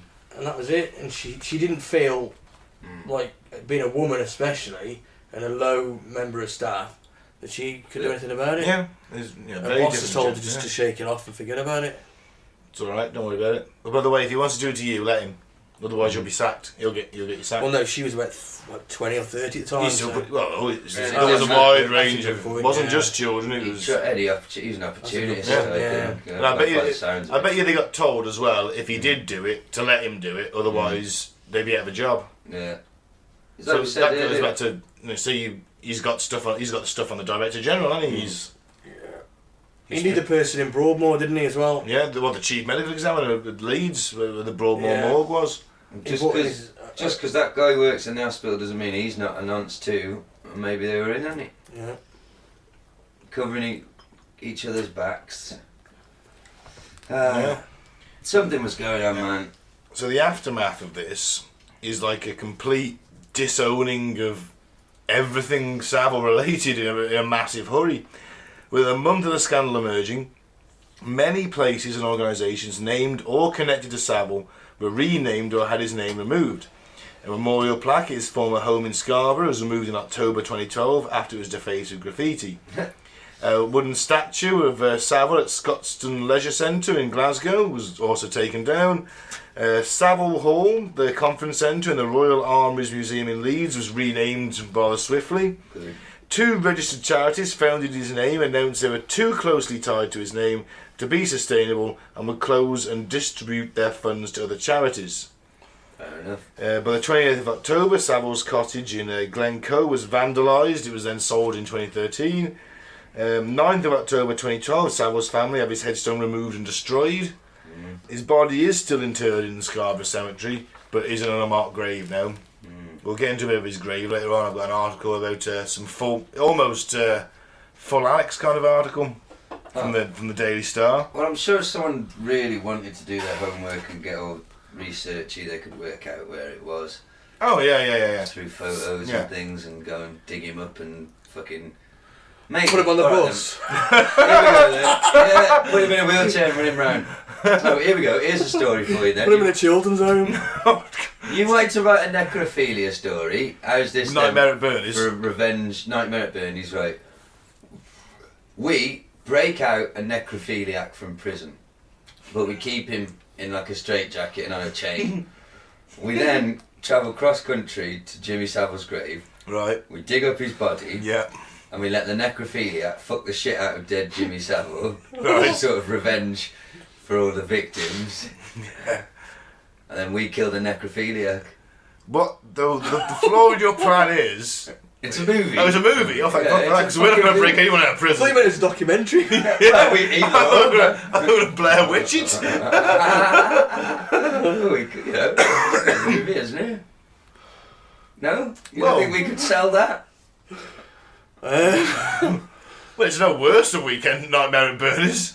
Yeah, I was going to say, it's no worse than the one you guys came up with. You know. Well... Anyway, anyone listening, copyright me. Don't anyone rip that story off. That's my story, that is. Copyright Nightmare at Bernie's too. It's got a nice moral twist. Yeah, we killed the necrophilia. Yeah. After he's fucking defaced Jimmy Saville's body in a very sexual manner. Well, his fucking bones will be jingle jangling. Hey. We'll pitch it to Fox. Yeah. Oh well, Netflix will buy anything these days. It's true. Saville's estate was worth $4 million, so he's got a bit of money in the bank. That money was frozen, and money was dished out as compensation. Most of them got about 60 grand each. I don't know. Now we've got a video to play in a little bit. I'm just going to tell you what the psychologist Oliver James wrote. That he had the dark triad of personality characteristics. I'm going to explain the terms. So, first one is psychopathy. Psychopathy. Psychopathy. You should know. I know, I should do. Persistent antisocial behaviour, impaired empathy and remorse, and bold, disinhibited, and egotistical traits. Wow. I could have some of them. Machiavellianism? Machiavellianism, that's it. Well done. Welcome to the smart party. Yeah. Which is a duplicitous interpersonal style, a cynical disregard for morality, lack of empathy, and a focus on self-interest and personal gain. Yep. See that? The interpersonal duplicitous, definitely. I mean, I watched some documentaries where he thought he wasn't being recorded, and you could visibly see the mask slip. You know, the way he spoke, the way he said. And as soon as he realised he was being filmed, we're back to Jimmy again. You know, it was. I'm on, darling. Yeah. And then narcissism, pursuit of gratification from vanity. So that's where the bling comes in, the fancy outfits, the eyeball in a necklace. Oh God, yeah. Wow. I mean, that's the eyeball necklace is no real different than like the Vietnam soldier with the ear necklace. Not at all. I mean, and then flaunting it on TV. So do you think he's a psychopath? I think he feels with it. He's Or within all the dark triad, yeah. Sexo-psycho. Triad. Well, definitely. So there's lack of remorse, empathy, yeah, feeling of superiority. Narcissism, definitely narcissism. He was a peacock, wasn't he? Yeah. Effectively, he was like, look at me. I'm wearing fucking hot pants and a fishnet fucking top, smoking a cigar with my shitty blonde haircut on Louis Theroux. In Louis Theroux's flat, nonetheless. Bit of a weirdo. Is an understatement of the decade, I'm afraid. Yeah. So, yeah, for me, Phil fulfills them all, definitely. 4 News ran a piece on this, entitled, 2nd November 2012, entitled, How Jimmy Saville Revealed All in the Psychiatrist's Chair. As a rare transcript of a radio interview with Jimmy Saville obtained by Channel 4 News reveals startling insights into a man who planned escape methods and said, I could be corrupted. No shit. Throughout, Saville refuses to allow Dr. Clare through his facade, denying having any emotions, using patter and concocted stories to distract from awkward questions. And that's exactly what he did in that interview earlier. Yep. Saville reveals there was nobody who knew him intimately and insists what you see is what you get. Dr. Clare notes that as the 7th child in his family, a young Saville was emotionally and materially deprived, and his Spartan emotional regimen hinted at powerful reasons to shun intimacy.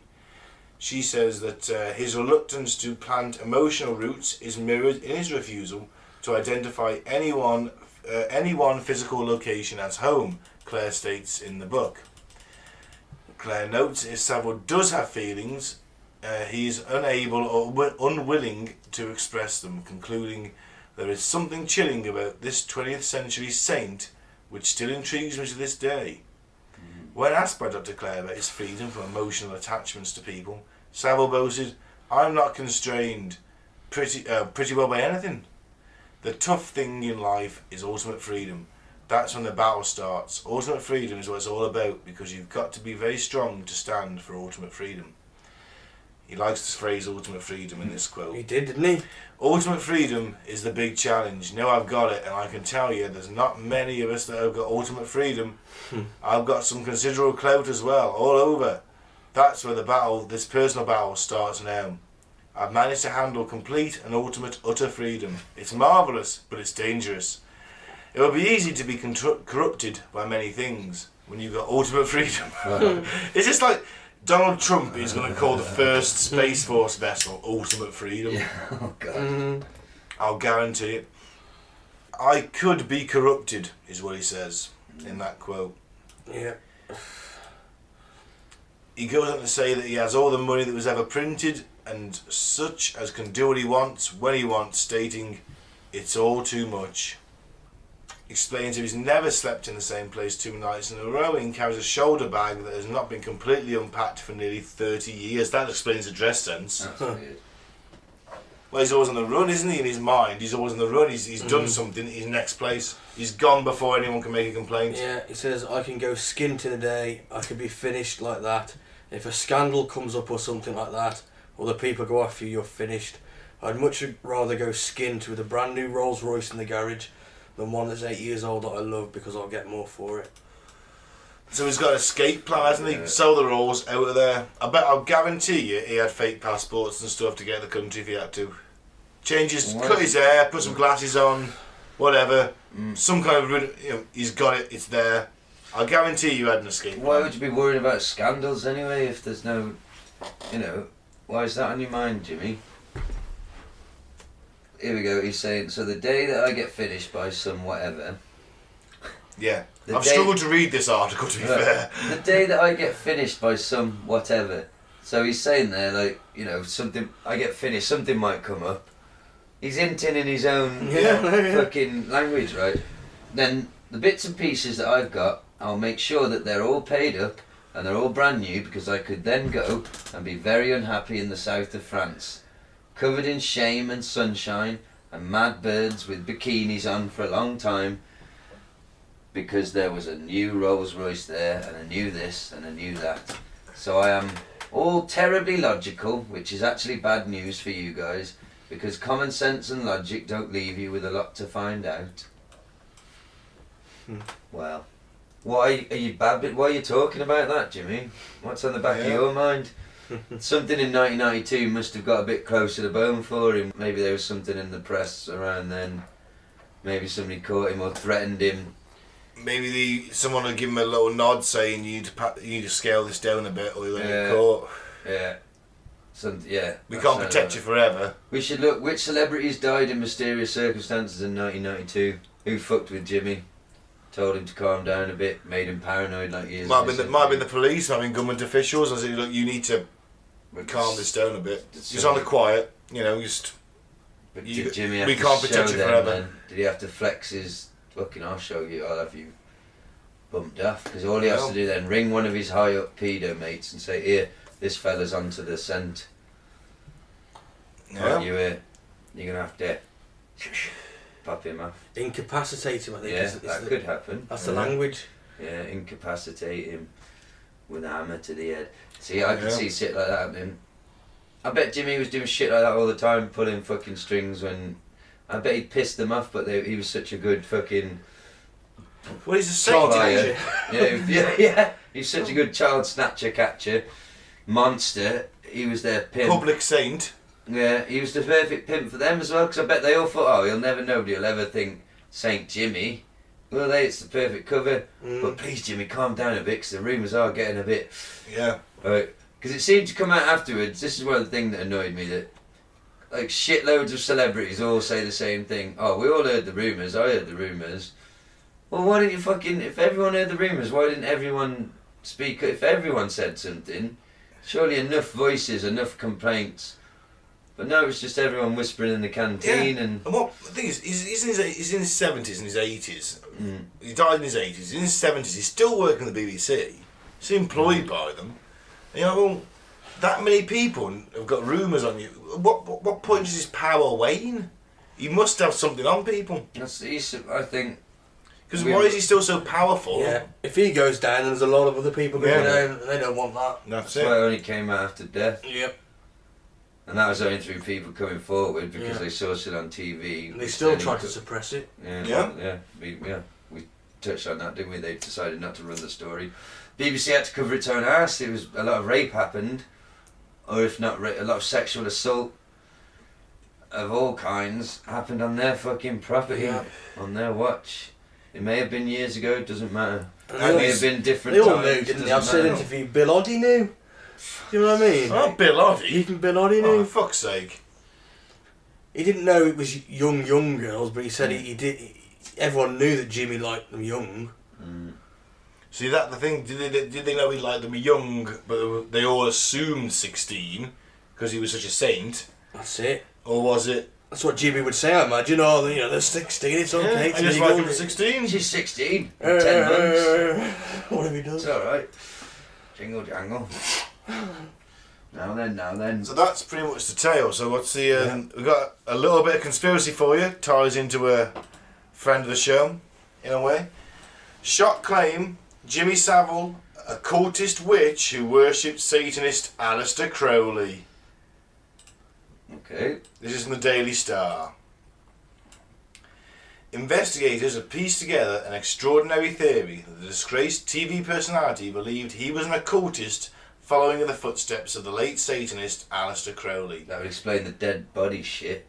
Has he credited corpses? I don't think he did. Well, he was trying to just be depraved, do you know what I mean? Yeah. Goat corpses. It was all sort of animals and people. And well, he had the most active cocaine penis from and anus. anuses. Yeah. Using... Sorry. But it was a goat's anus, wasn't it? Or did Yes. we had that bit to No, it was a goat's anus. Cocaine from I'm the pretty anus sure of it a was, goat. anyway. I'm pretty sure. Using black magic powers, it is alleged he placed TV bosses, celebs, powerful politicians and even members of the royal family under his spell. This way he could travel the UK abusing children and the disabled at will, as well as practicing necrophilia on bodies in hospital morgues.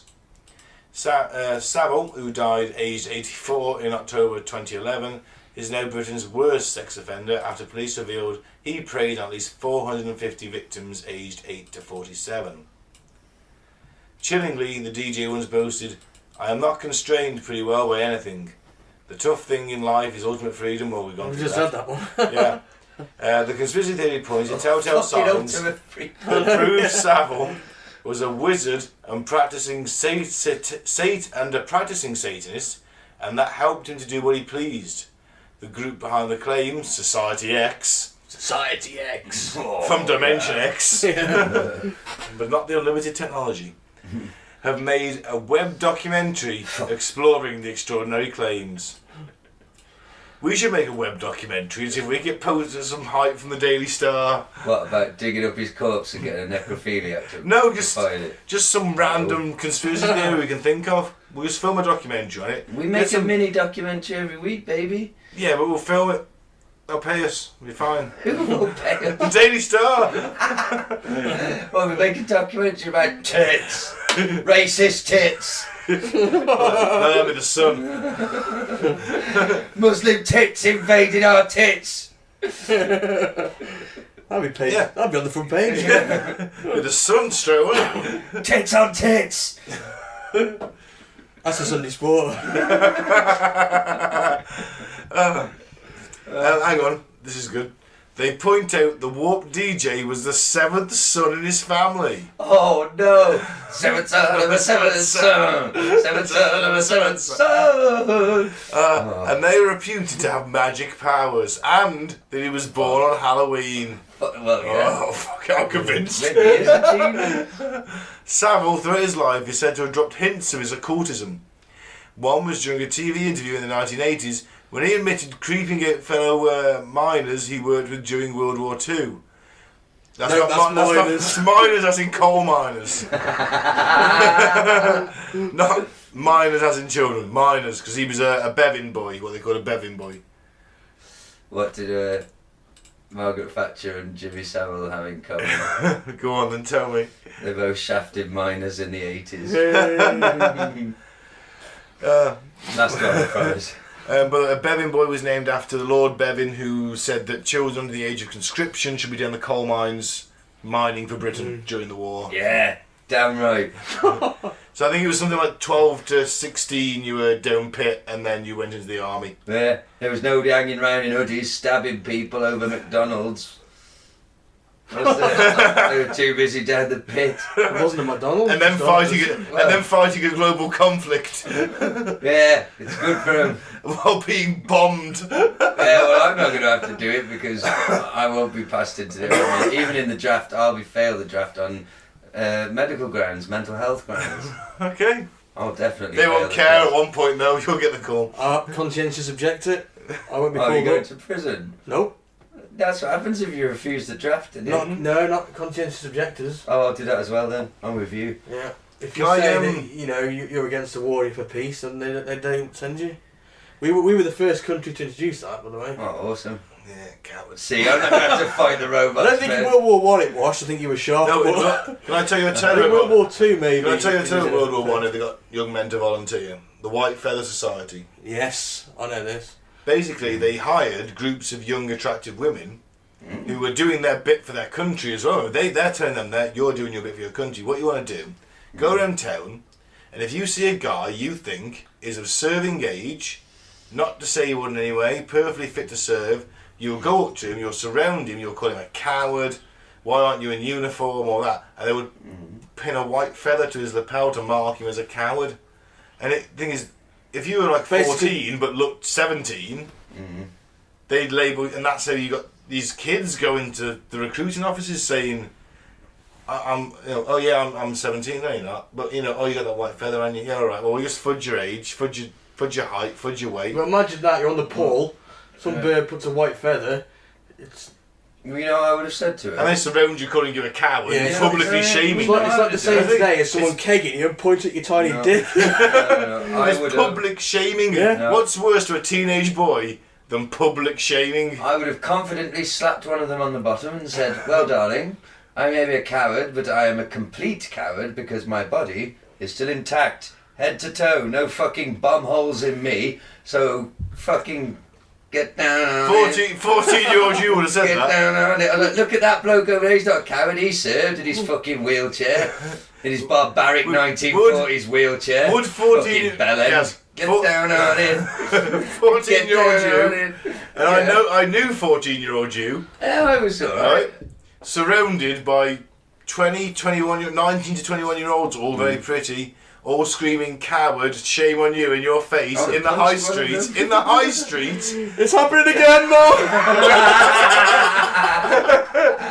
You'd be down that volunteering office the very hour they'd fucked off. No, I would just go home and write angry poetry and cry in my room and masturbate. And then go back down the town the next day and everyone's called you a I coward. didn't see them. And then I would talk to some like goth chick about my experience. There's no goths, Gaz, it's 1916. And try and explain, like, get to feel sorry for me so she touches my penis and then feel better about myself. It's 1916, there's no goths. The 1916 equivalent of a goth. There isn't one. There is. Probably isn't. What if they burn coward into your lawn? Yeah. With petrol? I'll be like, still got all my fingers. You know what I mean? Them wars were nasty. People come back with bits missing, like, do you know what I mean? Brutal fucking injuries.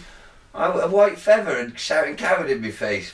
But the thing is, you're not going to get any pussy. That's what's we're on about. Well, I'll forgo pussy. Everyone's avoiding you. Mike, what would you rather have? What would you rather have in your face? A beautiful woman calling you a coward in your face, or bombs in your face? I'm with you completely. Right? Come on, I'll cry about it. Yeah. I'll go home and feel like a dick. I might cut myself and write, I might invent grunge in 1960.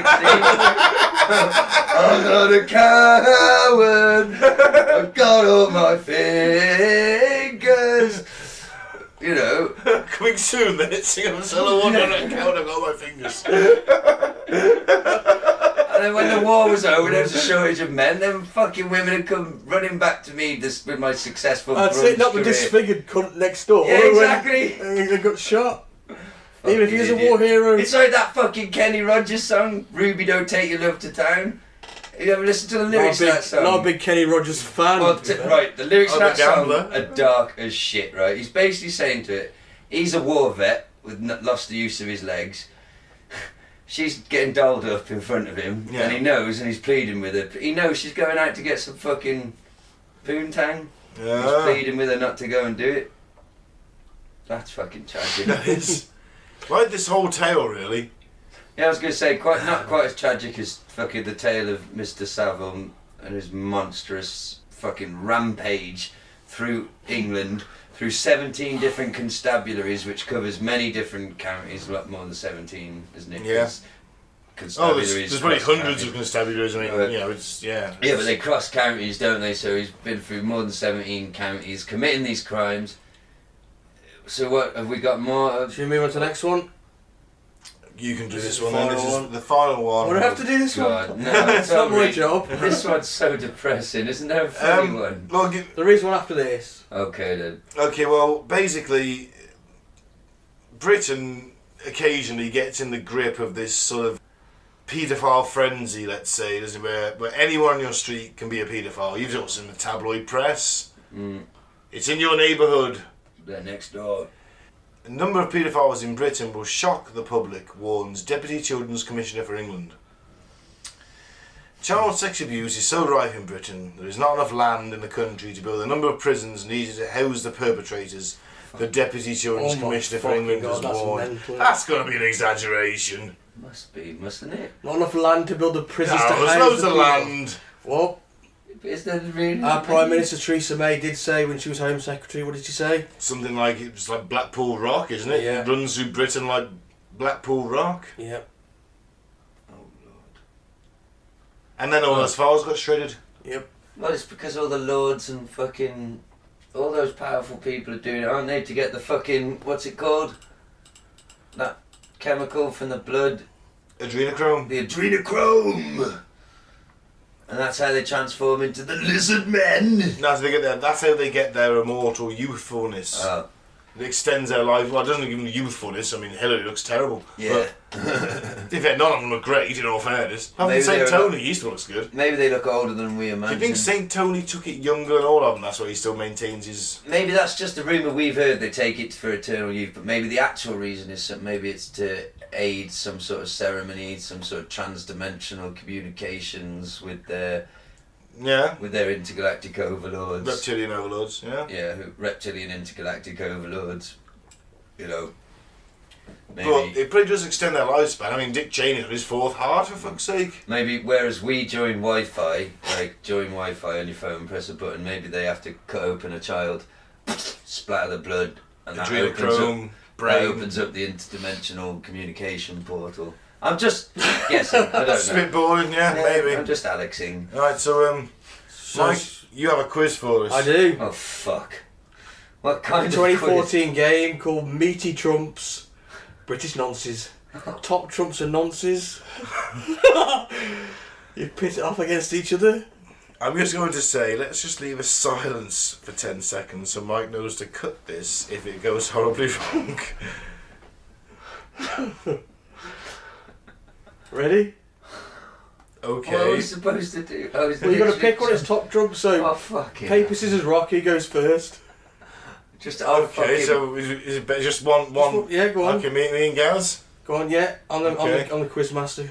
Okay, so on 3, Gaz. Oh. 1, 2, 3. Oh shit! 1, 2, 3. Oh, you won. Gaz wins. So do I just pick whoever I want? You pick who you want. Well, I'll pick the. If I'm trying to win the game, it's got to be Jimmy, hasn't it? Maybe not. Are you picking Jimmy? Well, it's got to be. Yeah, he's at the top, worst is he? one. Yeah, there he is. That's why he's the worst one.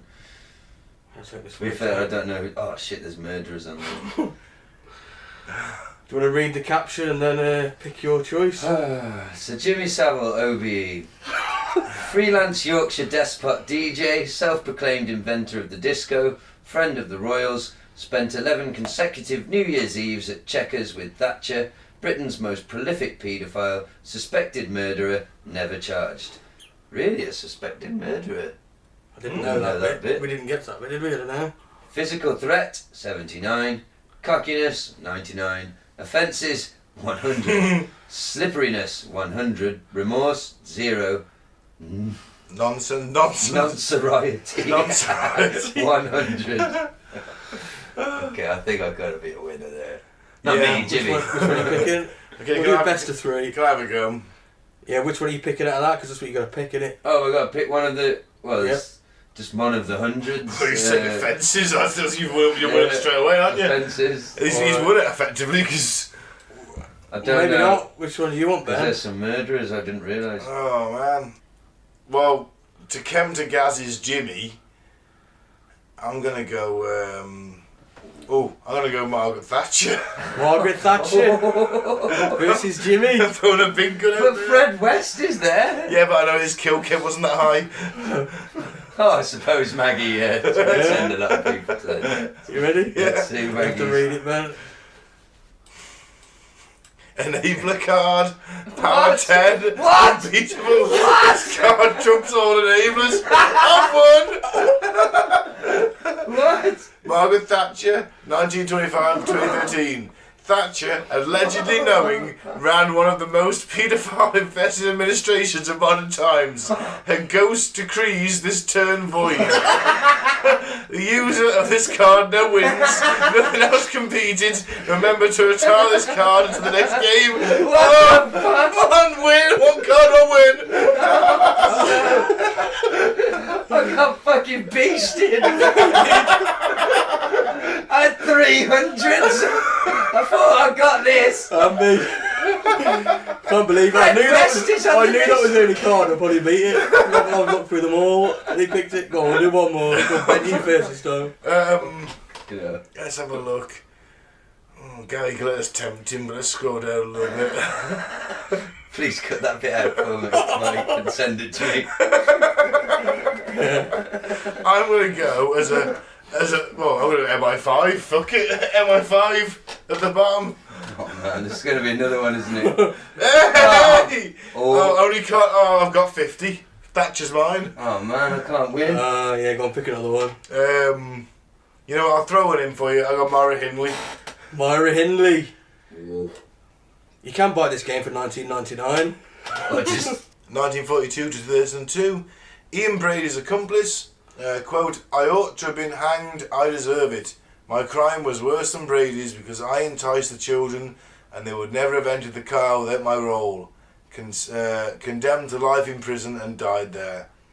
Physical threat 60, cockiness 75, offences 100, slipperiness 41, remorse 3, non-sorority 96? 98. 98. I'll take offences then for 100. Gaz. Okay, I've got to go with Fred. Fred West. Oh, Fred might beat me. Fred might beat that.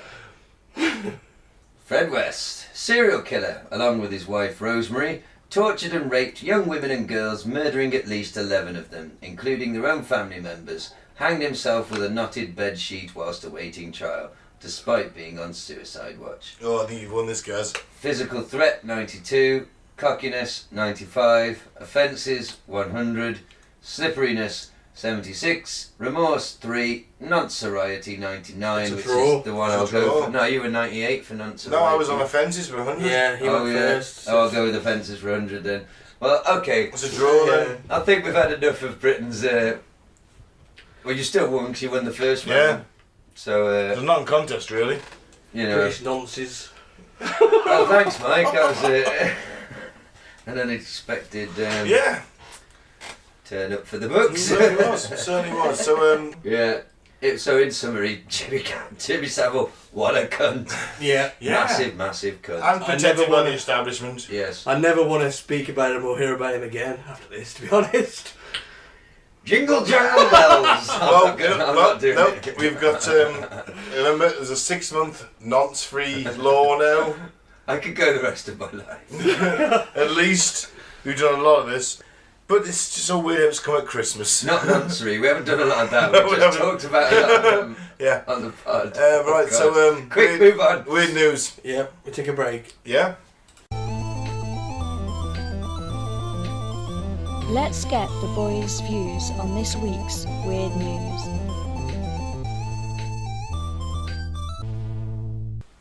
And we're back with weird news. Basically, the premise of weird news is that we find some random shit on the net, read it out to you because it's funny. We usually do it at the start. We felt we should finish with it to lighten the mood. So, Santa rips off beard and tells children to get the fuck out in Grotto Meltdown. Excellent. A bad Santa reportedly told Grotto Crows to get the fuck out after ripping off his beard and leaving children in tears. Shocked parents described how the bizarre incident began with a fire alarm being triggered before Santa began displaying, quote, very strange behaviour at the Corn Exchange Grotto in St Ives, Cambridgeshire. Cambridgeshire? Cambridgeshire. Very posh. Cambridgeshire. I felt it was Cambridgeshire. BBC. Cambridgeshire. Coming up Don't start nonsense with the kids on the flats. I felt that because it was Cambridgeshire, I felt that you're going to be reading the shipping forecast next. I'm just going for another job, guys. A new job. Agitated into the shipping forecast. It's my dream. Yeah. It's my dream, guys. Cambridgeshire. Because you would be the first to report the fleet of UFOs coming into Saturday. You can see them coming in now over Cambridgeshire. Destroying everything in their wake. Yeah. Heading towards Herefordshire before passing through Shropshire. Or Salop. Check me the fuck out. Do you know we changed our name to that though, didn't we? Late 80s, early 90s, we changed our name to Salop from Shropshire. Oh, right. Yeah, Wasn't we did. Salop our ancient name? Yeah, but a We bunch of changed posh that. people in Shrewsbury thought that we should go Change back to back. it because it sounded posher, It and then does sound everyone better. said no, we should change back. Do you think? I think it sounds better. Salop. Where are you from? Salop. Exactly. It doesn't Salad. sound better at all. It's just got a bit of character in The it. thing is, Shropshire, it's like that's where the Shire was set in Lord of the Rings, wasn't it? Yeah, but Salop. No, yeah, the only person you're posh, and you say, where are you from? Oh, I'm from Shrewsbury in Salop. Nobody uses that. I'm from Dawley and Salop. I don't sound like that. Can I chew your foot? I've never said that. Okay, maybe once. So why did Santa have a breakdown? Oh, the fire alarm went off. Well, that was enough to... Right. Oh, was he trying to help them then? Everyone get the fuck out. He broke character to get everyone out of the building. The incident led parents to frankly... Guess what, kids? Santa's not real and you're all about to die. No, get the fuck Get out! the fuck Ripped his beard off, just leaped for safety through a window. out. Save your fucking self. I like to think that he throws the children at the window and then Used a child to bait him. and then gloriously backdrafts his way out of the window, leaping in front of the flames as they billow out. Oh man, then he rolls. Oh, God bless him. So he was trying to help.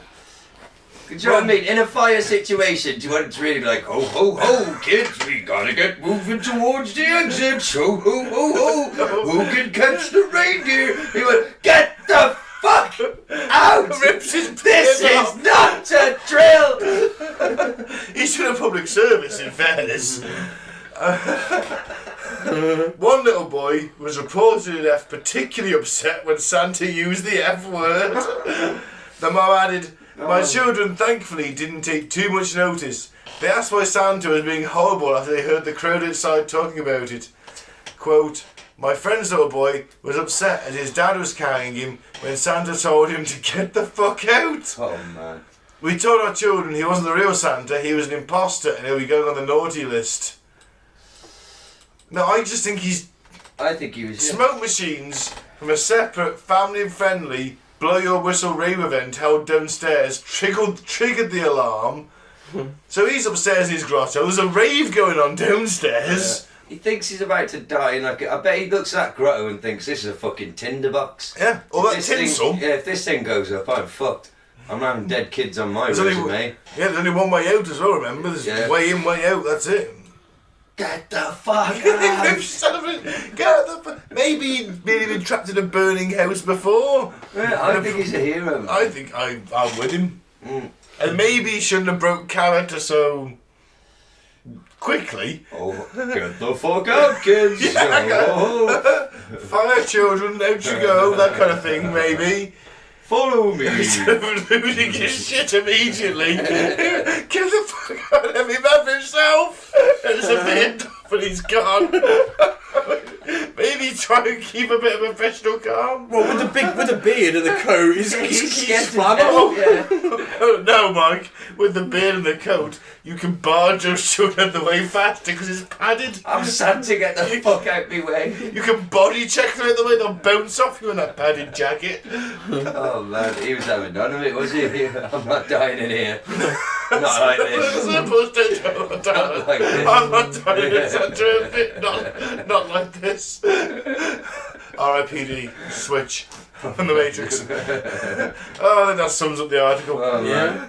Next one. Yeah. Haunted mirror possessed, in quotes, by the ghost of the Titanic captain up for auction. Oh, dear. See our Titanic episode, it's quite good. Oh no. A haunted mirror, believed possessed by the ghost of the captain of the Titanic, is set to go under the hammer for more than £10,000. Is that because it's haunted or because it's from the Titanic? I'll find out in a second. Okay, sorry. I'd imagine a bit of both. Possibly. The 110-year-old mirror is believed to be possessed once a year by Edward John Smith, who left it on the dressing table of his home in Stoke-on-Trent before he set sail on the ill-fated ship's infamous maiden voyage. A servant of the captain, Ethelwyn Yep. was offered to take one item from his home when he went down with the ship after the vessel hit an iceberg on April 14th, 1912, as a keepsake in lieu of wages. Oh, so they cut off his bank account when he died? That's it. Sorry. Can't even pay your servants. Fuck them. But the terrified maid told relatives she could still see Captain Smith's face in the silver-framed easel mirror each year on the anniversary of when the Titanic sank. Bollocks. Since then, the haunted mirror was passed down by Ethelwyn's relatives and was later discovered in a deceased estate in Wolverhampton. Whoa. Before coming into possession of current owner David Smith, who kept it in a vault for the last 5 years. If you've got that, wouldn't you have it on your desk on April 14th? I want to see a photo of... Is that the day that he's meant to possess it? Yeah. Once a year, April 14th, when the Titanic sank. Yeah, it's a fucking haunted mirror, of course. Yeah. Centerpiece in the fucking house. You'd sit there and go, right, bring it on, Captain. With a What a camera. talking point. This mirror, right?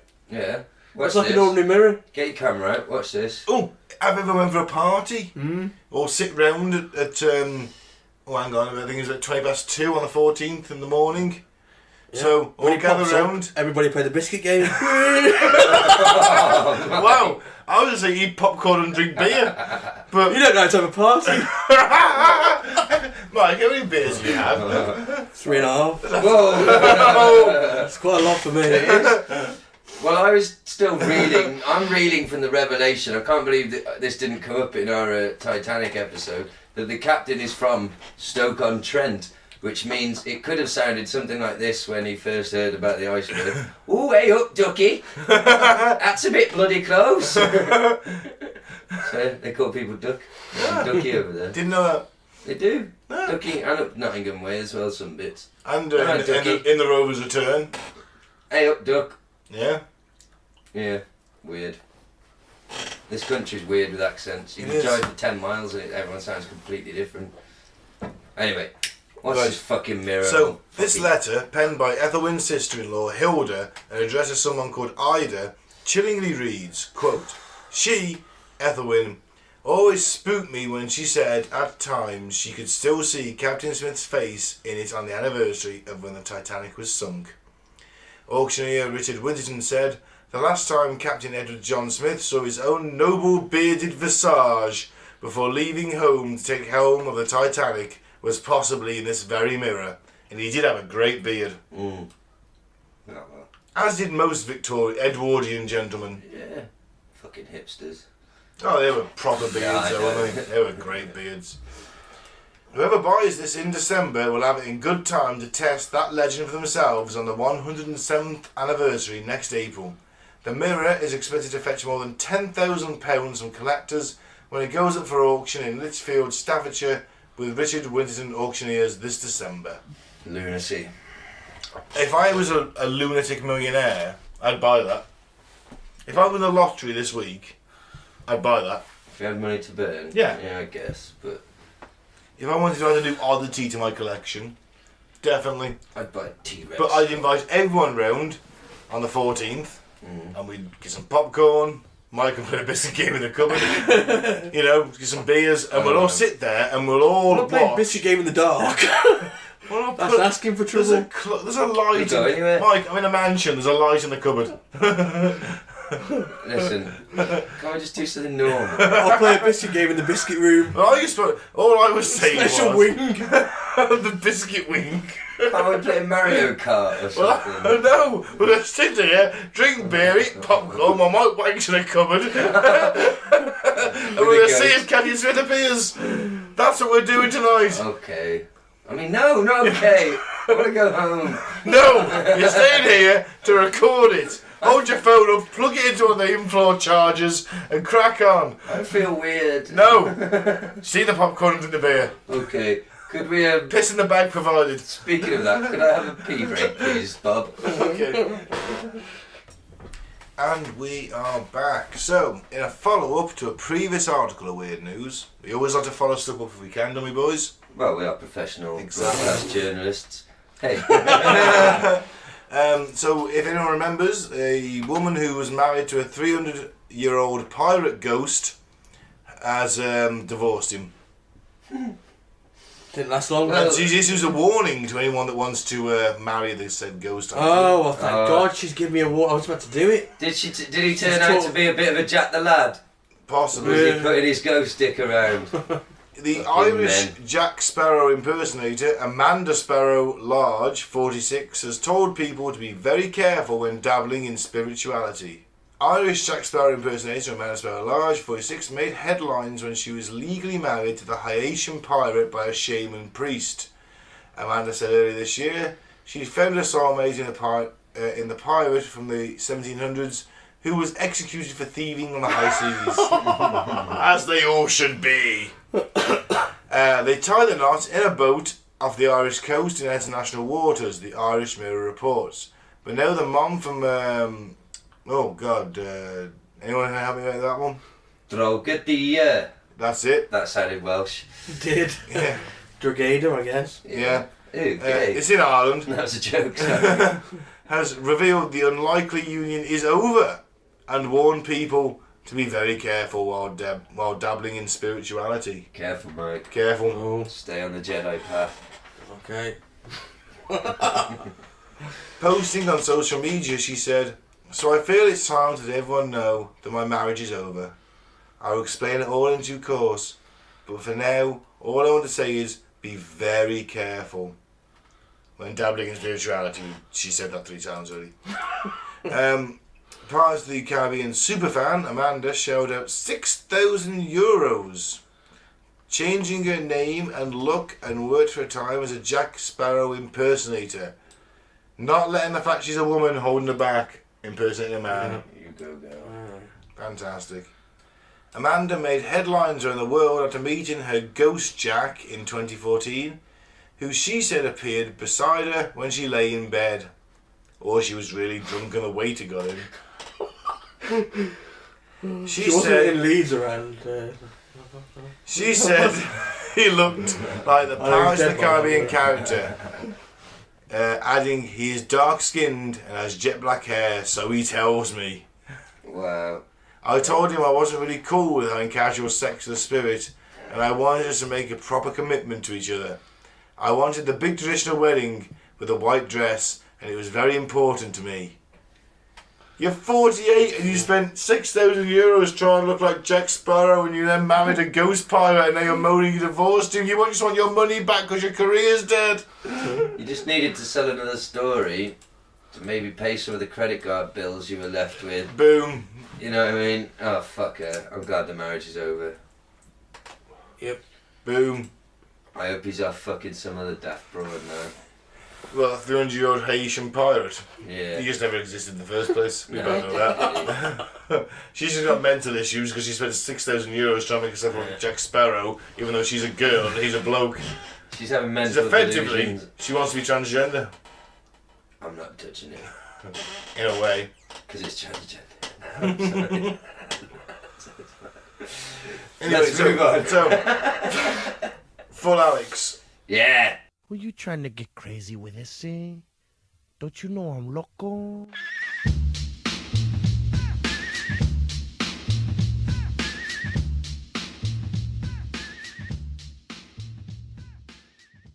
Do you want to explain the game show we always finish off with?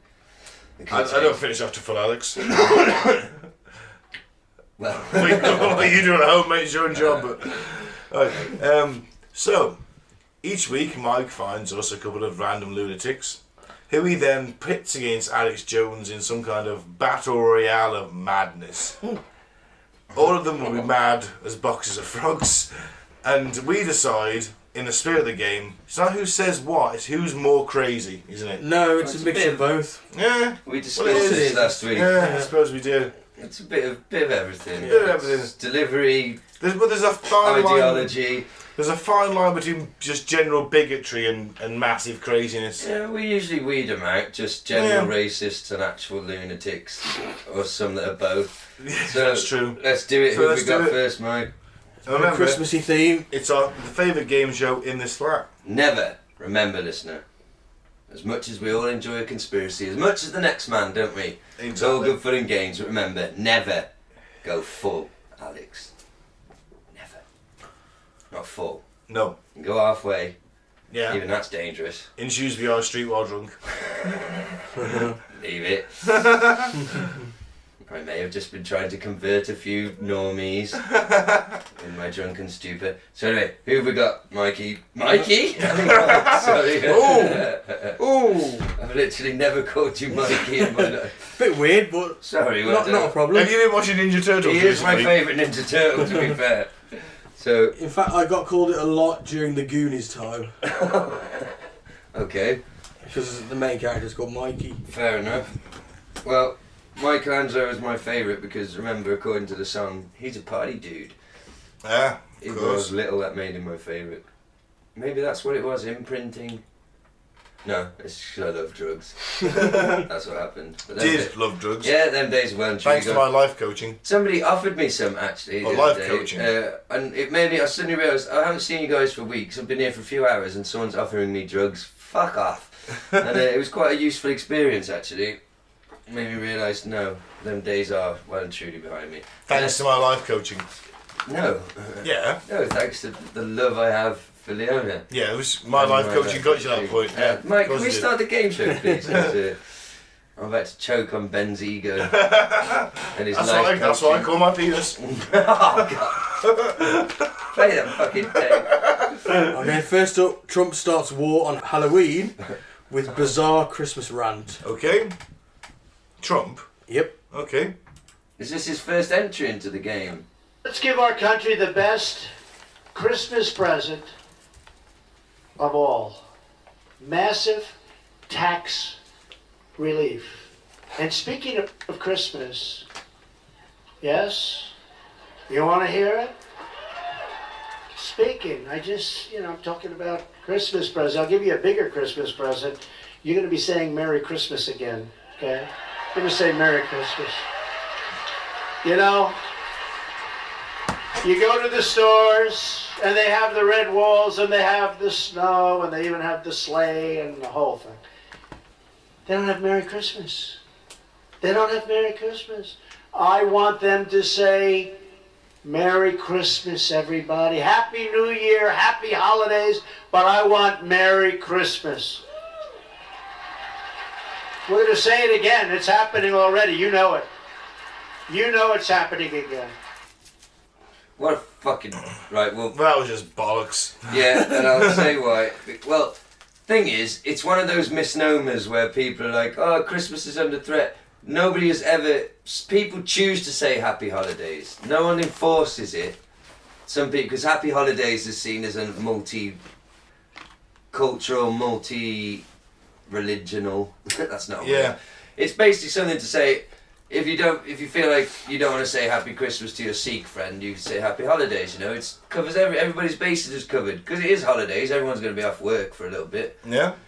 But they've it's already not enforced. One, they've already had one already. Yeah, but it's a myth. Yeah. It's not enforced. No one enforces that it's like government sanctioned. It's just something people choose to do. That's the fucking president. And corporations as well, Starbucks, you know, Happy Holidays, hey, we're non-inclusive. Okay, but that's the president peddling a conspiracy theory. What the fuck? We truly are in the post-truth apocalypse now. That's the president. Yeah. On a national stage, international stage. I'll bring back Christmas. I'll bring back Merry Christmas. Nobody took it away, Donald. It's just those people in that audience. That's prime. You know, Donald understands the morons that love him. That's true. Make no mistake. He understands what buttons to push. He knew that was a big one. Or maybe he's that dummy thinks they are coming for Christmas, but I don't think so. I think it's calculated. No, yeah, he knows his voter base. I personally would just wish that people would stop saying Merry Christmas to me. Fucking Scrooge. Grinch. Merry Christmas, babe. Try and enjoy it, you fucking...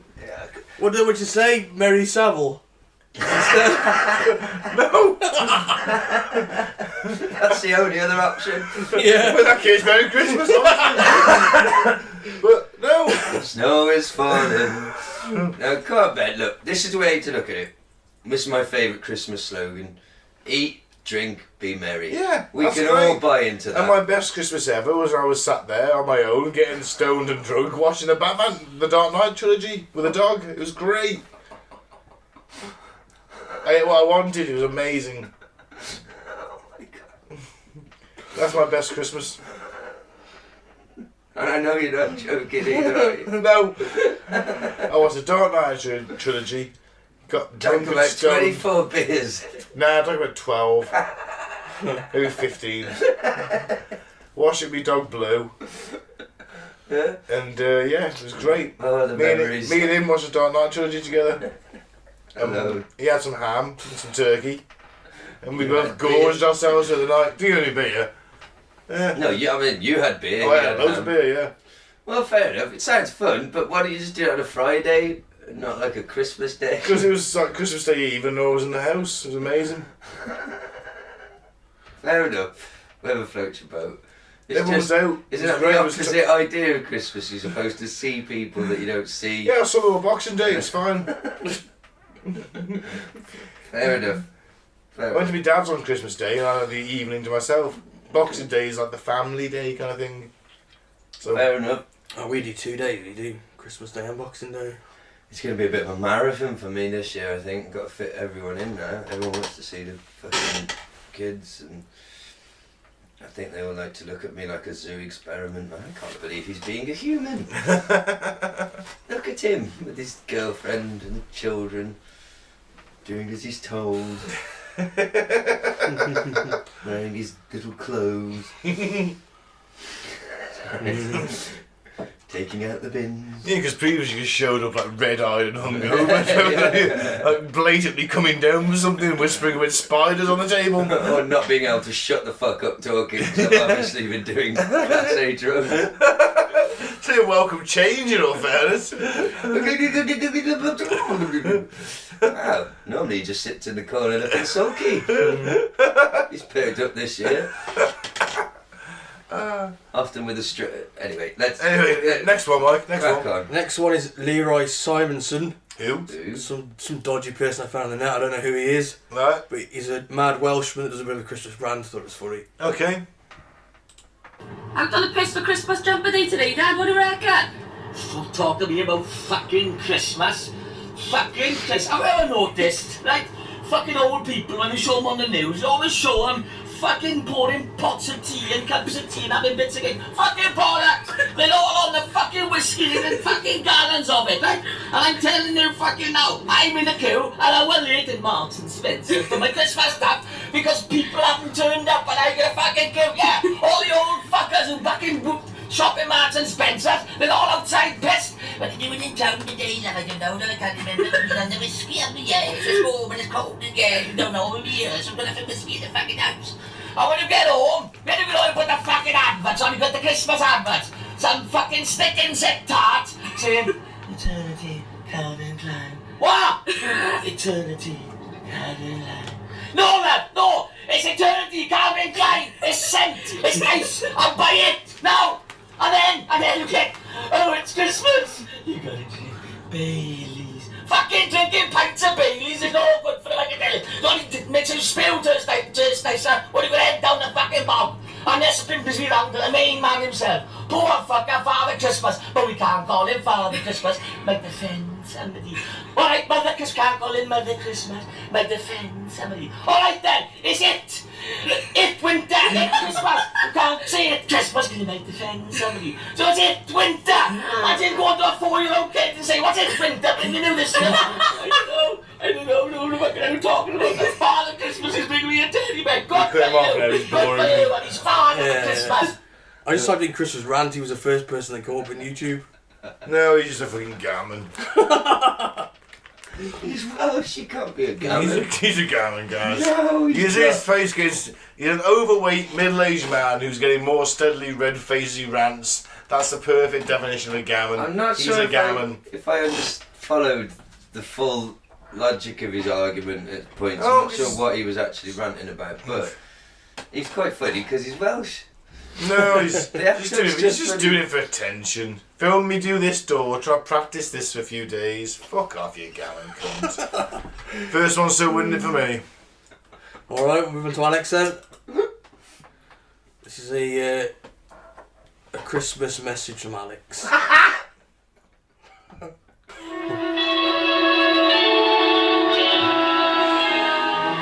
Isn't this Bing Crosby? Isn't he like a thought criminal or something now? They said White Christmas is racist. I thought it meant snow. You know, like your kids say, boy, I want to see snow. My younger daughter hasn't seen it since she was about 4 years old. She's 8 now. And she said, could we go to Colorado this year or somewhere? I hear there's snow there. And I said, honey, we're going to stay home. There's too much going on in the world right now, but maybe in February or something, there's still snow. We'll go there. Get in the shelter. She didn't know she was racist because she wanted to see all those billions of snowflakes that form that beautiful white snow on the ground. Has nothing to do with what color it is. It's not dreaming of white people, but they've so brainwashed the left and their minions that they think it's bad. You know, that was last year that colleges and places said that don't have Christmas parties and don't even say the word holiday. It's gotten worse this year. They're now saying, baby, it's cold outside. It's a song about rape, and so you can't have that. This is really... What it really is a cult, as I talk about a lot, that wants to totally impose its will on you. And the answer to the cult is to openly exercise your rights and put it back in the bullies' faces. I remember 15 years ago when I first started seeing concealed carry rallies in Austin, Texas, people wearing guns openly. I was so conditioned at first, even though I was pro-Second Amendment, I was like, maybe that's too much, maybe it's dangerous. But no, I figured out these people are geniuses. And I talked to them. You're out openly carrying. It's only concealed carry that's normally illegal because it's concealed. That goes back to common law, wear your weapons openly. So you have to get a license to do something that would otherwise be illegal. And I'm all for concealed because it makes the criminals not know where the guns are and it doesn't freak out liberals. But why not really just openly wear the guns to exercise your right and say, look, you keep implying guns are illegal. You keep implying no one can have them. I mean, I remember until I was about a teenager, even growing up in Dallas, you'd see people driving around their own trucks with a gun rack with a 30-06 or a 308 or a 223 or Wasn't a this shotgun. about Christmas? Remington shotgun or Winchester Defender in their car. And then suddenly you didn't see that anymore by the 90s because the police would pull you over and harass you. That's a right you had in almost every state and county and city, but they were creating the illusion through Hollywood and all these made-for-TV movies and cop shows that are based in Chicago or other places where they pull you over and go, you got a gun, you're going to prison. I got you with a gun, possession. That's only in a few cities like D.C., New York, you name it, they have that in place, but they create the perception of zero tolerance. Why a kid in his article at school wrote an article about hunting and talked about hunting dove with a shotgun. He wrote the word shotgun. Expel Jimmy. They want to bully us into submission. And the answer to that bullying is to say no, no, no. And to openly practice Christianity. And, you know, I remember growing up hearing hardcore Christians go, the Tannenbaum is really Germanic, and it's a winter solstice ritual, and the deep of winter, and it's occultic, so they wanted Christmas shut down because of that. Look, God doesn't care if we like pretty trees and lights. It's art. We're not trying to be satanic to the super, right-wing Christians, in my view. I mean, I'm not saying you're bad, just come on. God judges the heart. But on the other side, you got the crazy leftists and the jihadists who want it banned because they want to dominate culture and run over people with trucks and 18-wheelers and the media covering it up. So this is the insanity.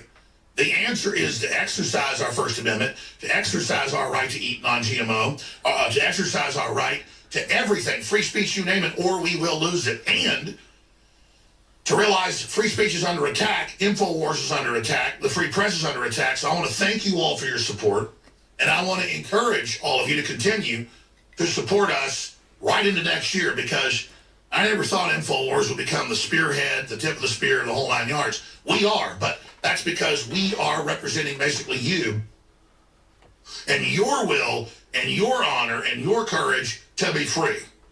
We're going to go to break, and we're looking back at a few days after the election in the middle of November. I guess the Tuesday was November 8th, so 9th, 13th or whatever it was, when we had the Sunday broadcast, and I kind of laid out what I thought Trump would try to do, how they would try to counter him, the fact that they try to block his election, which they did do. And as of taping this for the Sunday broadcast, they haven't overthrown Trump yet, but they're openly calling for him to be killed, you name it. So let's pray for America. Let's pray for a free world. Let's pray for Christians being persecuted in the Middle East and elsewhere by the jihadis. Let's pray for peace and a great awakening this Christmas. I'm very, very thankful. I'm very, very thankful to you. Let's also pray for Trump and pray for America and the unborn. Thanks for the crew, everybody else. I love you. We'll be right back with a retransmission. Well, he's won that, I think. He's got to have won that. He's won that. Yeah. Yeah. The first one was Trump. He's just batshit insane. Would be a Christmas message. What the fuck is going on about concealed weapons and shit? I think you went a bit off topic. Just a touch. What was the first one again? It's Trump. Trump, who was the second? That weird Welshman. Oh yeah, he was just a fucking Gowan, essentially Gowan. So yeah, screw him. Alex wins. Yep. Yeah, I would go with. I would say Alex has pretty much smashed that one, hasn't he? Yeah. How did it? Because he started with fucking Christmas. You know. Sorry, I lost the ability to speak there for a second. Snow isn't. It's not about race. It's all white. Yeah. That song is about rape. Concealed carry. That's okay because the criminals don't know you've got one. Yeah. And then him praying for the unborn. Praying for the unborn. Yeah. And Trump twice. And Trump twice. Yeah. I noticed. So Well, should we finish on a? Well, we won't finish on it, but I'll just give you one last. Okay. What's the difference between Rod Hull and Jimmy Saville? Okay, Rod Hull is also an 80s British TV presenter for foreign listeners. Rod Hull used to fist his bird in front of the camera. Also, I should have pointed out that Rod Hull used to have a puppy called Emu, which his hand was permanently up. So, yeah. Another one? Another what? Joke. Oh, joke. No, I think that's it. Right.